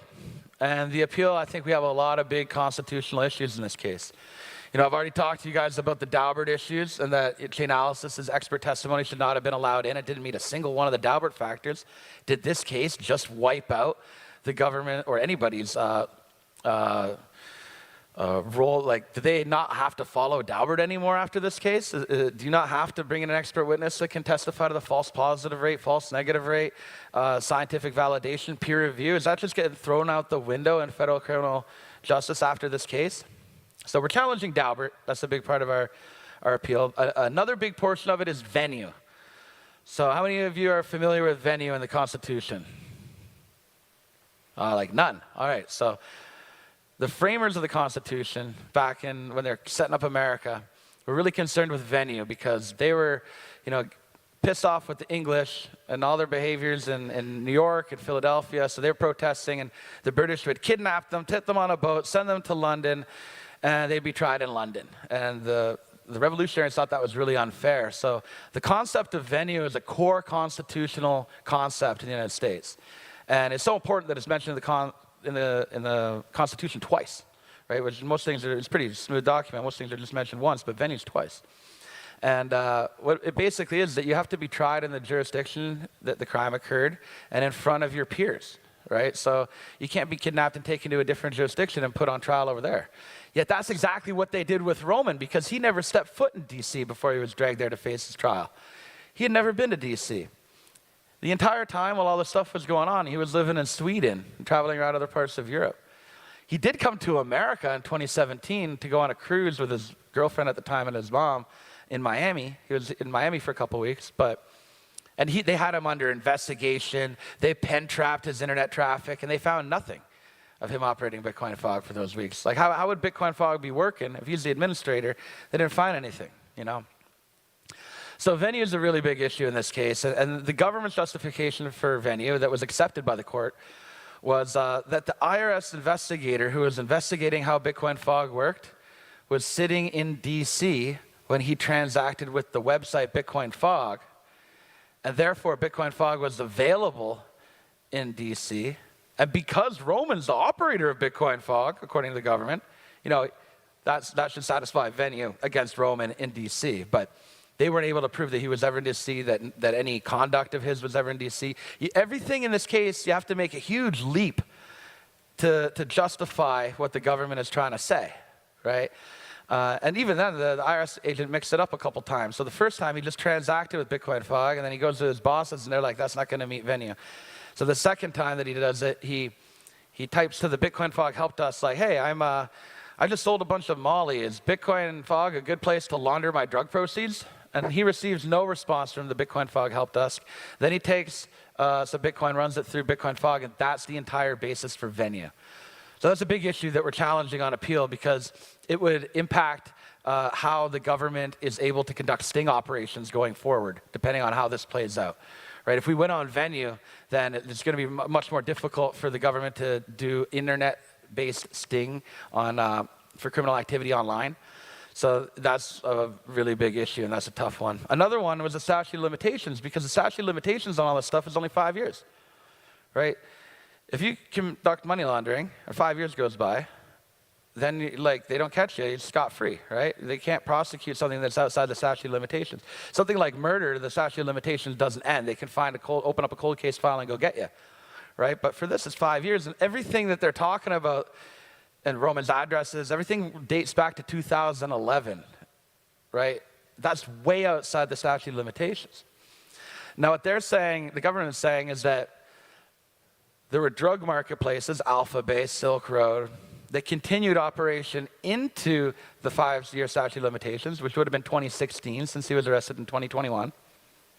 And that regardless of any conduct that Roman had or the operator of Bitcoin Fog had, that because those drug marketplaces were laundering proceeds through Bitcoin Fog earlier on, and then they continued to do criminal activity, even though they weren't using Bitcoin Fog, that's a continuation of criminal enterprise, and that keeps them into the statute of limitations. But there was no conduct by Roman that they introduced, let alone introduced, that was in the statute of limitations. So that's a big issue that we're challenging. And the appellate court, when we had the appeals, they were really pressing the government lawyers on that issue. That's one of the, I thought going into the appeal that the Daubert issue is pretty black and white, that they messed that one up, and that the venue issue is pretty extended. I thought that one was pretty strong. But the court, surprisingly, I think is more focused on the statute of limitations issue. And then also there's this 403 evidence rule. So in the United States, you have Federal Rule of Evidence 403. You can't bring in evidence that's more prejudicial than probative. So for example, let's say you get accused of assault, and then they try to say you're a money launderer, but that's not the charges. Well, that's not related to the case, so that's not allowed to be introduced, right? You have to prove that the person assaulted someone in that circumstance. So in Roman's case, they accused Bitcoin Fog of supporting CSAM, like exploitative child sexual abuse material. And the justification for that was different than the drug marketplace use of Bitcoin Fog. So the drug marketplaces had the illegal money, right? What the government calls illegal money, and then they put it through Bitcoin Fog to put into their own accounts, right? So if Bitcoin Fog had been auditing their users the way that the government wanted them to, there would have been a way for them to say, okay, well, that's a drug marketplace address. We're not going to accept that, right? But the CSAM stuff it was like normal, clean Bitcoin from someone's account that they put through Bitcoin Fog and then output to these CSAM websites, right? So it's downstream of Bitcoin Fog, meaning they wouldn't have had any way to look at it, right? So the government, though, knows that it's highly explosive stuff, so they spent a couple days just introducing all the CSAM evidence in front of the jury. And the appellate court ripped the government attorney over this. Why did you have to introduce this prejudicial evidence that had nothing to do with the alleged conduct of the defendant?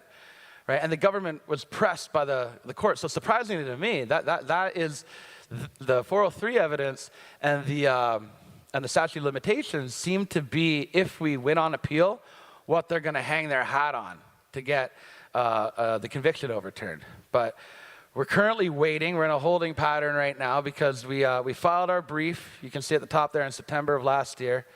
And then I think in about January, February, the government filed their opposition. And these are huge briefs. They're like 50 pages long. They got 30,000 page records, It was a lot of stuff to put together. And the Bitcoin community, you guys here, you guys were very supportive and you guys helped us because we wouldn't have been able to pay for it without you guys. It costs $25,000 just to print the stuff and submit it to the court, right? So the Bitcoin community has really come forward in assisting and helping Roman. We wouldn't be here where we are at this stage in Roman's representation without you guys. So for that, I thank you all. And so then we filed our papers, and we filed a reply, which I think we filed in about April. And then we got hearings, I think they were in May. So they were 15-minute hearings. This is the case number at the appellate court. So if you look up 24-3161, in YouTube and type in United States Circuit Court of Appeals for the District of DC, you'll be able to get a video. It's not a video, but it's a recording of the entire hearing, which is only about half an hour long. And I think we also put it on our website as well as Roman's website, which is freeroman.org. So here's our website. This is our law firm. We're based out of New York, Tor Eklund Law. There's Tor's email, my email, our phone number. Those are our Twitters. This is a beautiful picture of Roman at the airport one day before, when he was free. And we were trying to get him free again. And I think if you scan this, I'm not sure if this is a link to the freeroman.org website for his stuff, or if it's a donation address with Monero or Bitcoin. But you guys can check it out and let me know. That'd be great. But yeah, we're doing everything we can to free this innocent person. He doesn't deserve to be there. He's currently housed in Fort Dix, New Jersey. It's a military base that has a federal prison on it. It's also where they're keeping Diddy, which is interesting. But yeah, we're trying to get him out because he doesn't deserve to be there. Thank you.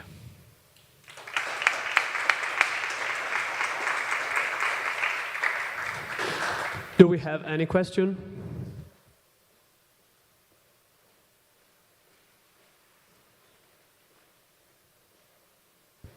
Thank you. So what is your bottleneck and what are your next steps to save Roman? Pardon me? What are the next steps and your bottleneck to save Roman, to save him?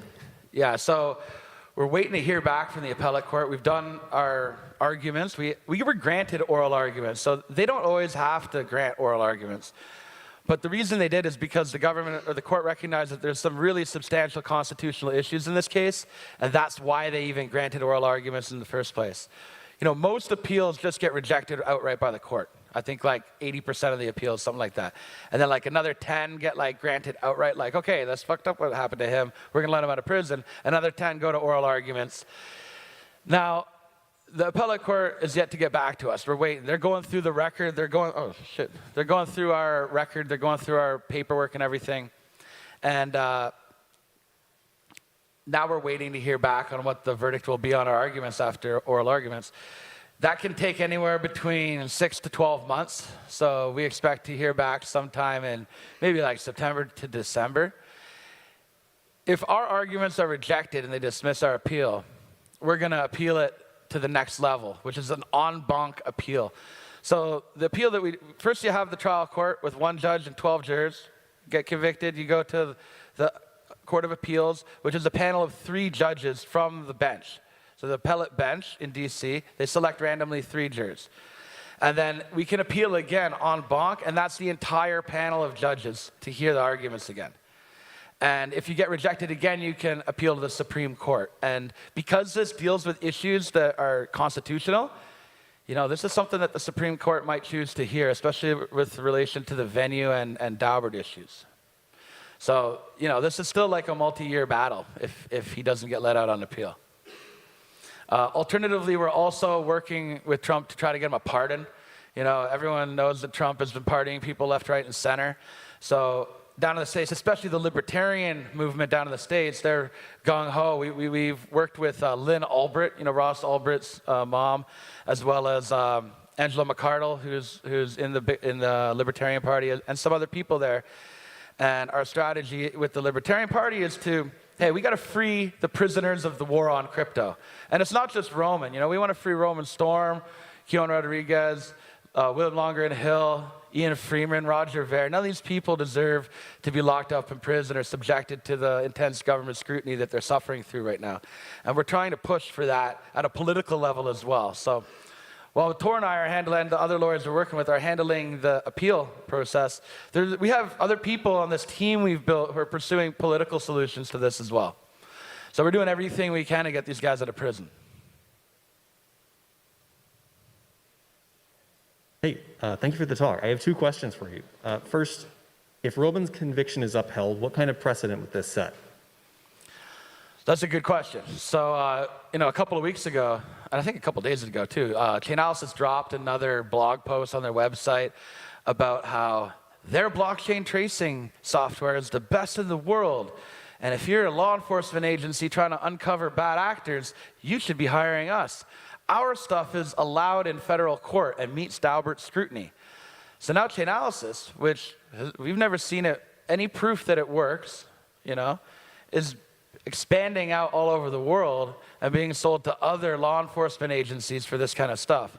It's being brought in through the Clarity Act as a form of compliance software for people to be compliant with federal regulations if they want to participate in the evolving regulatory framework in crypto in the States, right? So from the being passed by Daubert without any scrutiny allows this black box software to become the compliance software for all the companies and the law enforcement software for all the prosecutions across the whole world. And because it's black box and you can't look into it, right? How many other people are innocent and sitting in prison because of this bullshit? I've heard of hundreds of people who are around the world. This is going on in England, this is going on in Germany, this is going on in Mexico. If Chainalysis software doesn't meet Daubert scrutiny, if there's some errors in it that have been hidden because they don't want to tell anybody that they're wrong because they want to continue selling their software, right? How many wrongful convictions have these errors led to? Is that number in the tens? Is it in the hundreds? Is it in the thousands? I think that's one of the toughest things to reconcile with if this conviction is allowed to stand. Also, the statute of limitations, like all those appellate issues that I brought up, and there's more minor ones that are in our filings, but does that mean that the government can just interact with your website in DC, no matter where you are in the world, and then drag you into DC and put you on trial in the shadow of the Capitol building? Is that how internet jurisdiction works in the internet age? There's a lot of major issues that are going to affect everybody in this room and the businesses everybody is working on because of this case. And God forbid, if somebody in this room gets put on trial and dragged to DC, it's this case that the government's going to bring up when they're trying to argue their case, right? So that's why this case matters to everybody. Well said, thank you. My second question is, what kind of laws would you want to see enacted to prevent a mishandling of justice like this from happening again? When it comes to Daubert, I think that the laws that they have are pretty good. They just need to be followed. Right? It's pretty reasonable to, if you want to introduce a forensic science to, let's analyze the software. Let's take a look at this source code. If you have, if there's financial or reasons why Chainalysis doesn't want to disclose the source code to everybody, there should be some kind of panel or group of defense lawyers or some kind of organization that's allowed to audit the accuracy of the software that's being used to drive convictions. I understand that law enforcement doesn't want to show everybody how they're finding it. That makes sense. The cops don't want to do that either at a local level. But there needs to be some kind of oversight so that these agencies aren't arresting innocent people on faulty software. Who audits the auditors? Exactly. Right now, nobody. We were trying to do that and we got shut down. And that's what's on appeal. Thank you. Any other question? If not, thank you. Thank you, everybody. Huge applause, please. Let's go.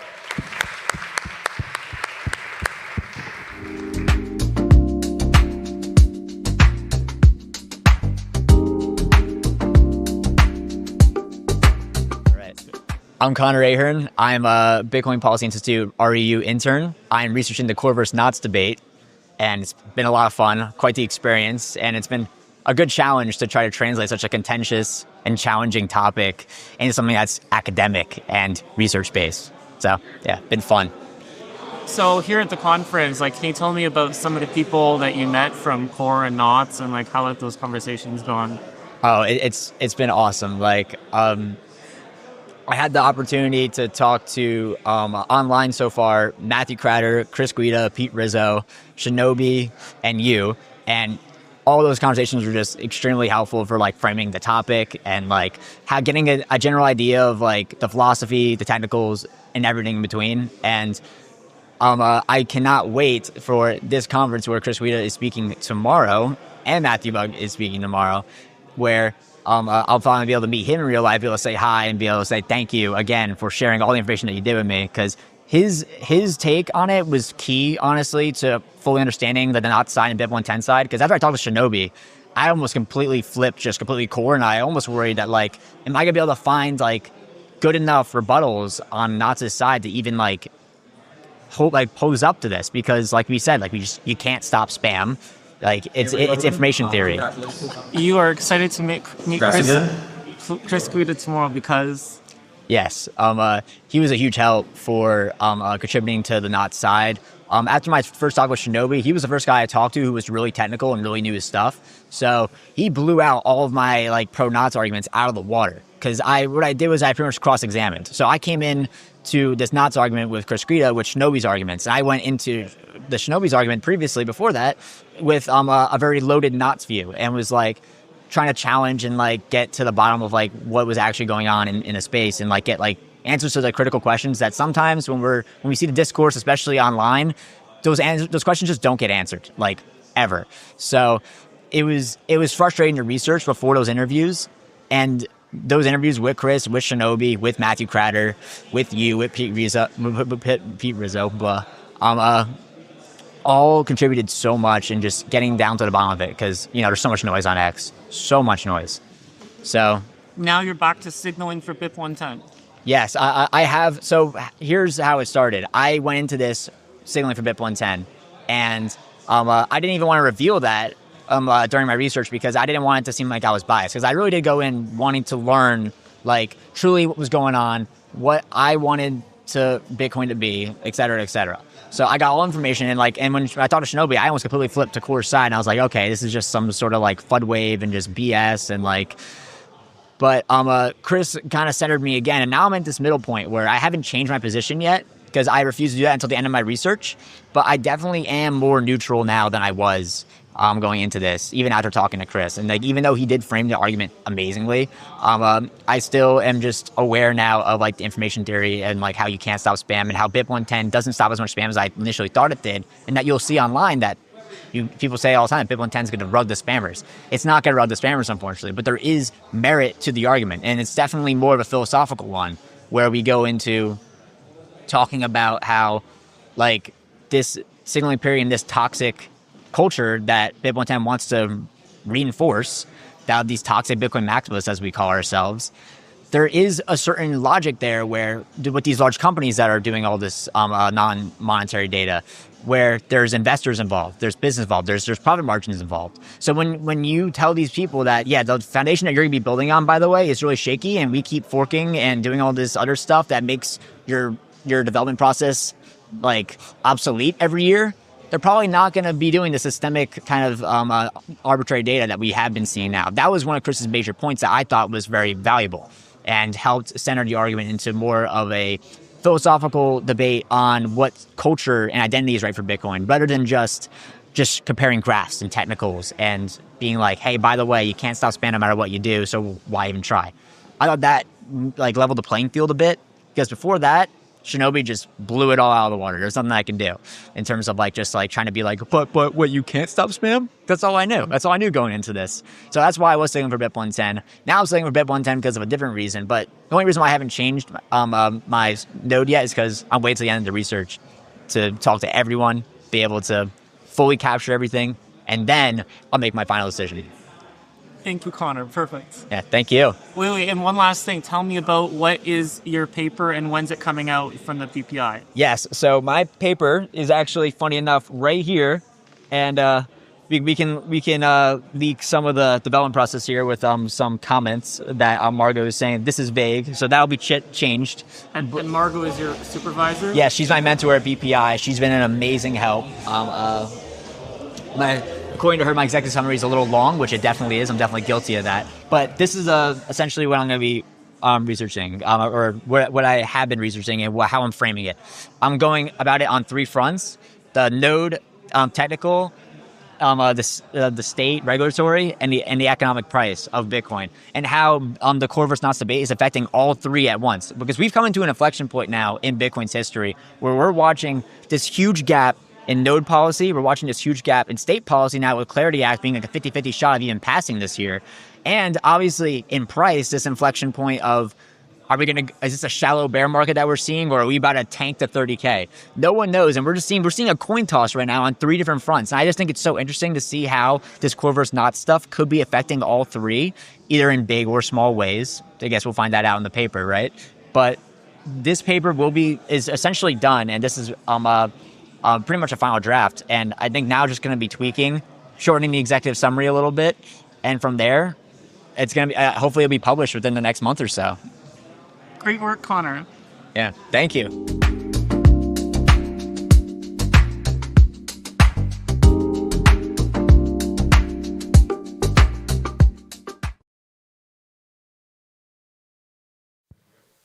Fun fact, this is our first conference in Canada, which is exciting. So, yeah. Big thank you to the Canada Bitcoin community for helping us put this event on. We're very excited to be here. It's also the first conference in Gothic theater. Which is pretty cool. First Gothic theater appearance for Bitcoin++. So this venue's pretty sweet. Apparently they used to hold marathons in the building, which is hard to believe. I don't know if anyone's seen the little room downstairs. Or around basically this room. Yeah. This is the track. Cool. Mental endurance. Speaking of mental endurances, we're here to kick off the Bitcoin++ hackathon. Did everybody enjoy day 1 of the conference? Yeah, let's go. All right, so now is when the real fun begins. So Bitcoin++ Consensus Edition Hackathon. Let's do it. First, Lisa, what is a hackathon? A hackathon is a build-a-thon, Alex. What is a build-a-thon, though? Well, we're not hacking into anything per se, but what we're doing is we're going to build and build and build. So a hackathon is a competition to build something with technology as fast as you can. Typically, they're 24 to 48 hours, but ours is going to be 24 hours. So for the next 24 hours, from the time that we cease talking to you through, when, 12 p.m. tomorrow? 1 p.m. tomorrow. 1 p.m. tomorrow, so a little bit less than 24 hours. You will build a project from start to finish and present it in front of judges. We host them at all of our Bitcoin++ events, and it's an all-out sprint to build. Super amazing vibe. This is definitely one of the most memorable parts of the conference, so you're not going to want to miss this. Nifty, how do people build projects today? They build them with their computers, Alex, and their fingers, and it used to be just their brains, but within the last few years, we now have a new tool called LLMs. So vibe coding is welcome. Exactly. Back in the day, all you could ship in 24 hours was a dinky, half-working prototype, but now you can ship basically that in about 5 minutes. So it's incredibly impressive what you can make with AI today. There is no excuses for not making a project, because literally a single prompt in a service can make an entire project that you can submit. So all vibes are welcome. There are a million vibe coding tools to choose from. If you've never programmed before, you no longer have to know how to program to build a hackathon project. We recommend all of these tools, but one specifically is from our friends at Soapbox, who are also our hackathon sponsor. They have a tool called Shakespeare, and we're going to demo that on stage. So Shakespeare.diy is a bolt.new or a lovable type platform, but it's built on Freedom Tech. And just to show you the kind of power of these tools and how easy it is to make a project, we are going to do one together right now. So if you go to shakespeare.diy, we can see this happen.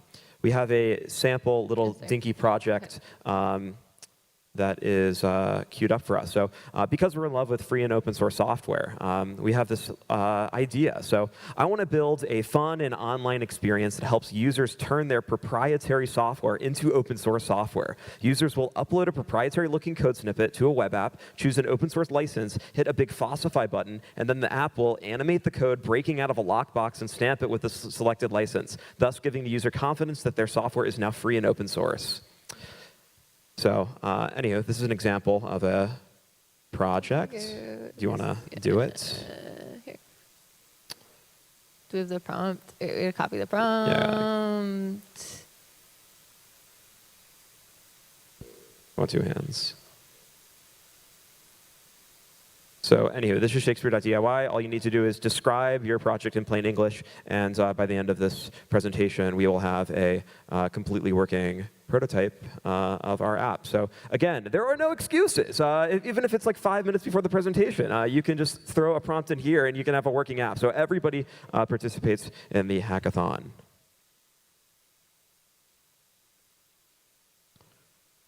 And then present here. Yeah. All right. Cool. Cool. While that's running, we have a little bit of housekeeping while that's running. What kind of stuff's in our housekeeping? I forgot.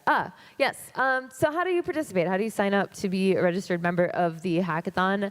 Everyone who's going to be hacking is going to want to find a team, and then one member of your team is going to make a project submission. Very excited to be beta testing our new hackathon platform for Bitcoin++ at this conference. So thank you to all of you for participating in our beta platform launch. You're going to sign up here. Submissions are not open yet. We will open them at the close of kickoff, so in 5 minutes. But this is a link where you'll be able to find all the information that we're going over on the presentation, along with timeline, judges, prizes, etc. So this is btcpp.dev/Toronto/hackathon. Yeah, massive shout out to Jake for shipping an entire dev post clone for us for Bitcoin++ over the past few months. Yeah, really excited.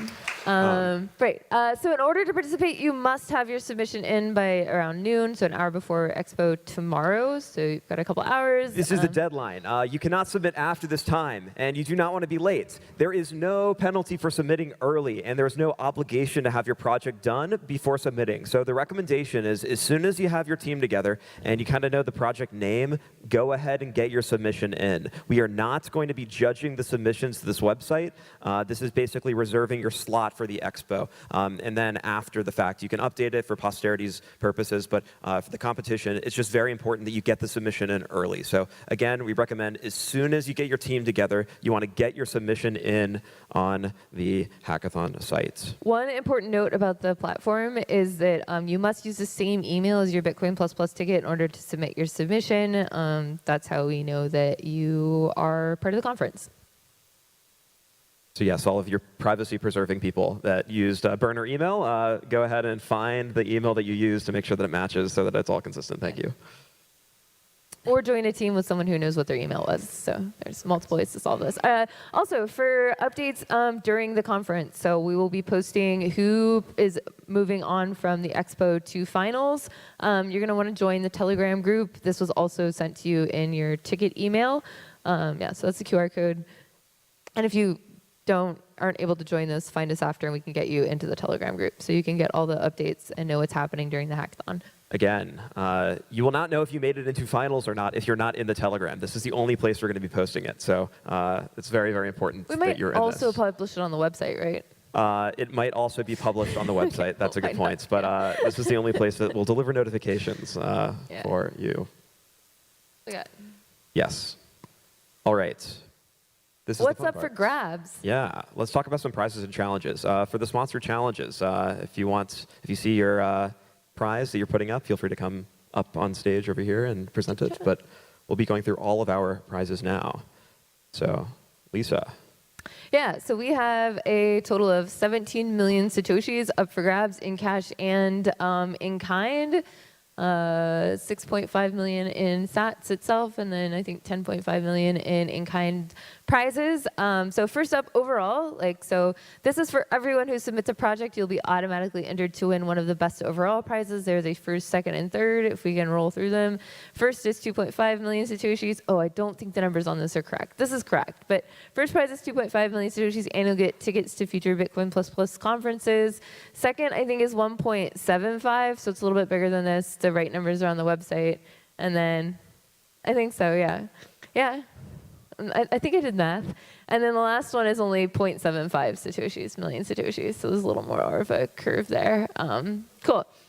Very nice. On the website, though. Apologize. Again, just to repeat, All projects that get submitted will automatically be considered for the top overall first, second, and third prizes. In addition to the top first, second, third prizes, we will have a number of sponsored or side challenges. These challenges are optional. You're encouraged to go for them, but you are not disqualified from winning the top prize if you go for a sponsored challenge. So in other words, there is no downside to going for these sponsored challenges. We are encouraging you to go for as many as possible, and definitely to pay attention to them, because you can win additional prizes on top of the best overall.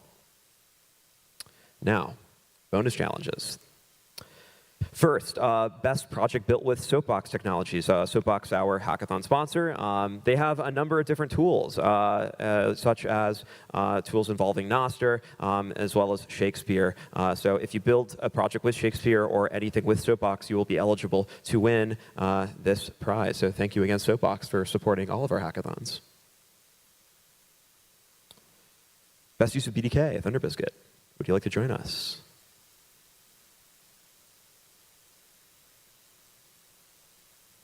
Or you can come on. Yeah. Sorry. No worries. Thank you. Yep. So we'll be, if you're not familiar with the Bitcoin Development Kit, we have 2 devs that are on the team here at the conference, me and Matthew. And my talk is tomorrow. Matthew's talk was this afternoon. And the Bitcoin Development Kit is a series of libraries you can use to build apps like across like a huge range of languages and platforms, you know, including mobile, server side, anything. So we are also offering 1 million Satoshis for the best project that leverages BDK. Awesome. Thank you so much, BDK.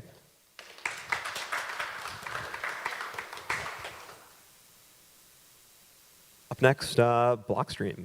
Pablo.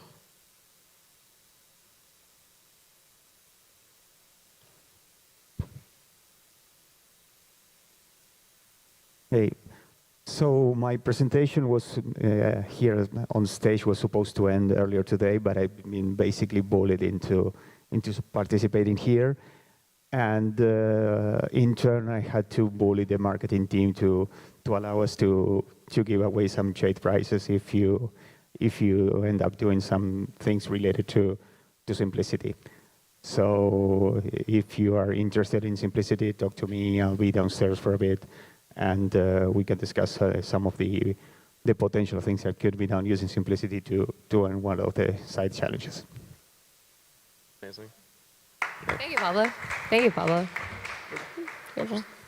Another thing, if you go on the hackathon website, you'll find all of these prizes. Under the Simplicity prize, they have some recommended project ideas as well to get you started, as well as a getting started guide.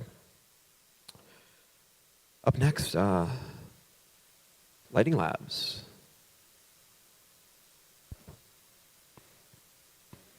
If your project needs a very quick to set up Bitcoin wallet that can send and receive over Lightning and on-chain, then try out Wavelength. Especially, it doesn't require you to manage any channels, doesn't require you to like really manage a lot of state. It's just a quick binary you spin up.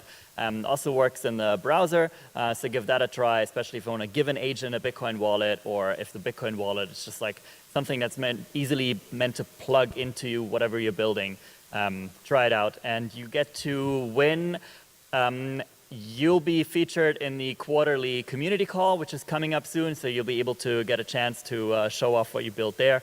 And you also get an hour of a co-vibe coding session with a Lightning Labs developer of your choice, subject to like your interests and what specialties inside of Lightning Labs you're interested in, and also, of course, the availability of the developer.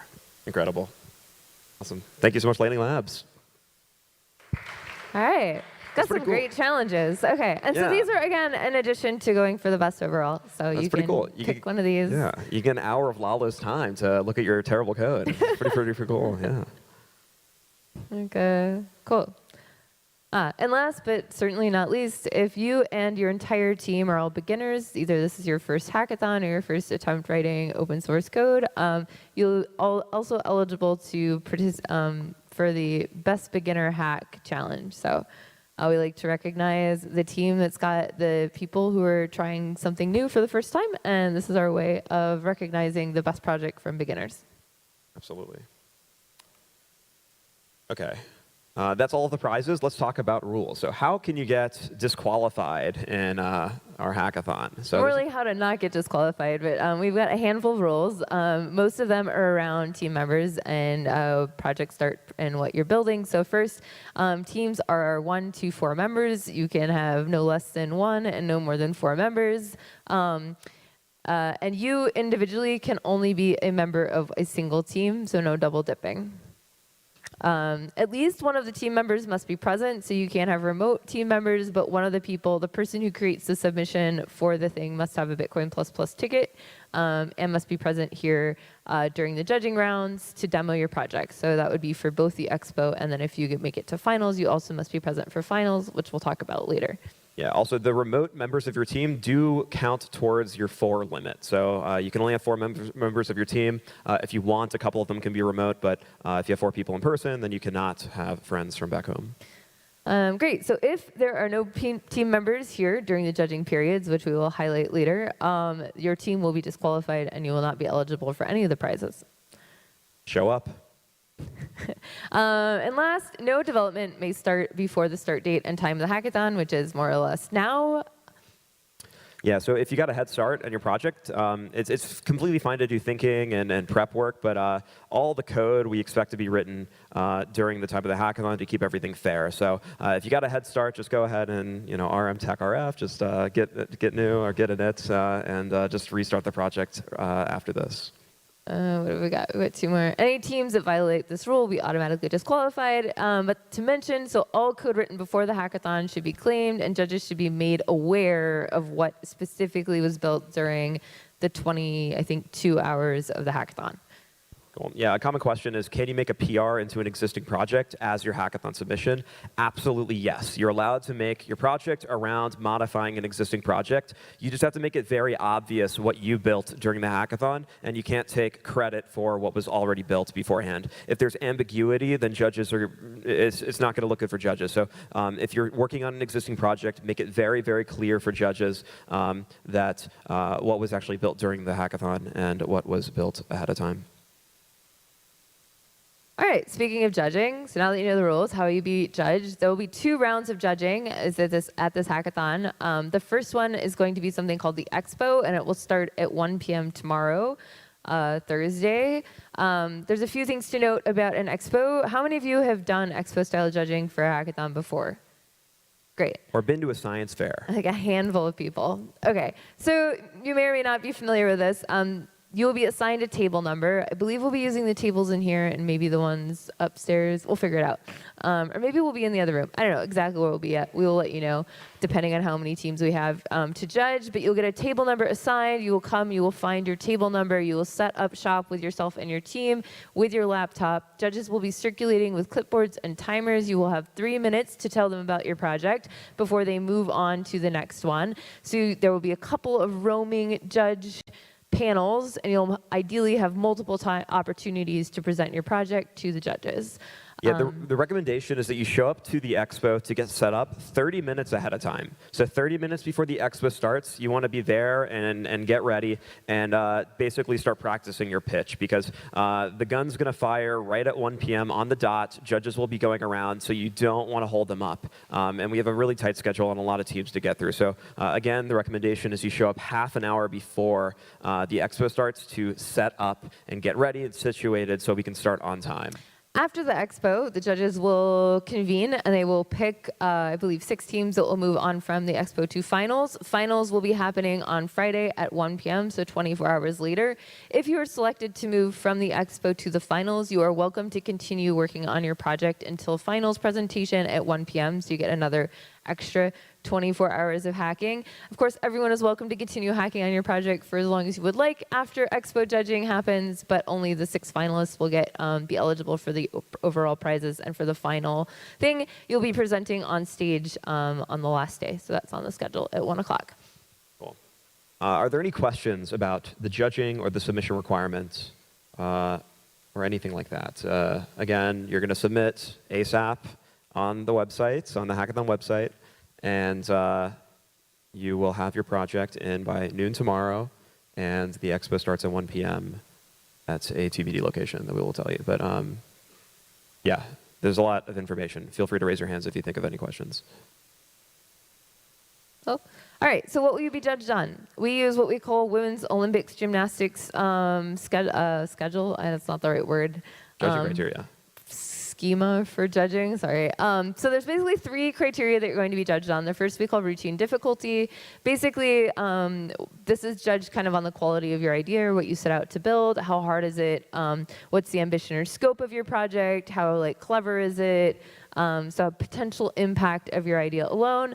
The next thing is how well did you execute on that? So it's one thing to come up with a cool, ambitious idea and then not be able to completely execute on it. Maybe it's just a prototype. It's another to come up with a simple idea and to completely ship it all the way out to functioning. So you could score quite high in execution, even if your idea is maybe not the most original or impactful.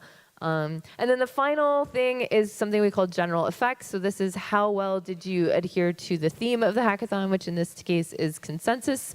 Swag factors, so how good is your presentation? How engaging was it? So you do get some bonus points for your presentability in this particular schedule thing. That should say Bitcoin consensus, not open source for the theme. Yeah. So in other words, these are very general and well-rounded. We're looking for well-rounded projects that have a good idea, but also impressive execution, and also communicated well in your presentation. So there's nothing specific that we're looking for beyond just quality overall. Judges. We have an absolutely star-studded panel of judges at this hackathon, so thank you to all of our judges for donating your time and your efforts to looking over all of the projects. So yeah, we absolutely stacked panel. Thank you again to all of our judges. This is an important slide. I recommend maybe snapping a picture of this with all of the times. Again, kickoff is happening right now. Hacking time begins immediately after the kickoff. The project expo will start promptly at 1 p.m. So again, we recommend you show up half an hour early. That would be 12:30. So submission deadline at 12. You are going to show up to the expo hall at 12:30 to get set up. And then we're going to start at 1. That's going to go 90 minutes. And then finally, we'll have finals presentations the next day at 1 p.m. And awards will be announced at 4:30 when we close out the conference. This schedule is also viewable on the conference website. So now we have an amazing new platform.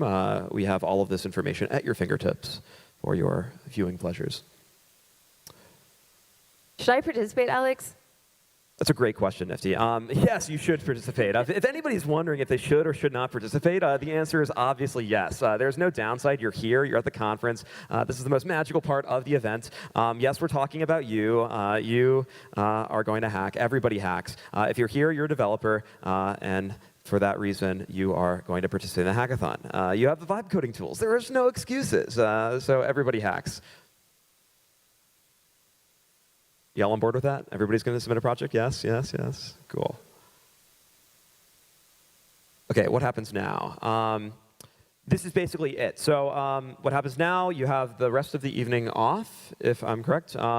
So we recommend immediately start socializing and finding a team. Again, you're allowed to hack alone, but we encourage you to hack with friends. It's a much more fun experience. So socialize, find a team. If you're struggling to find a team, come to the front, and we'll do a little team building activity over on the stage or in the stage area down here. So yeah, find a team. If you don't have a team and you're looking for one, come and we will help you find one.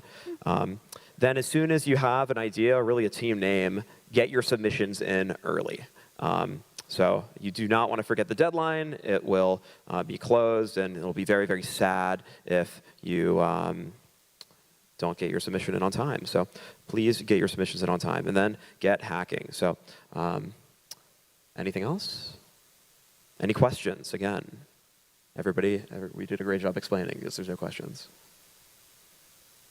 Cool. Yeah, ask any questions that you think of later on Telegram, but otherwise, happy hacking. Good luck.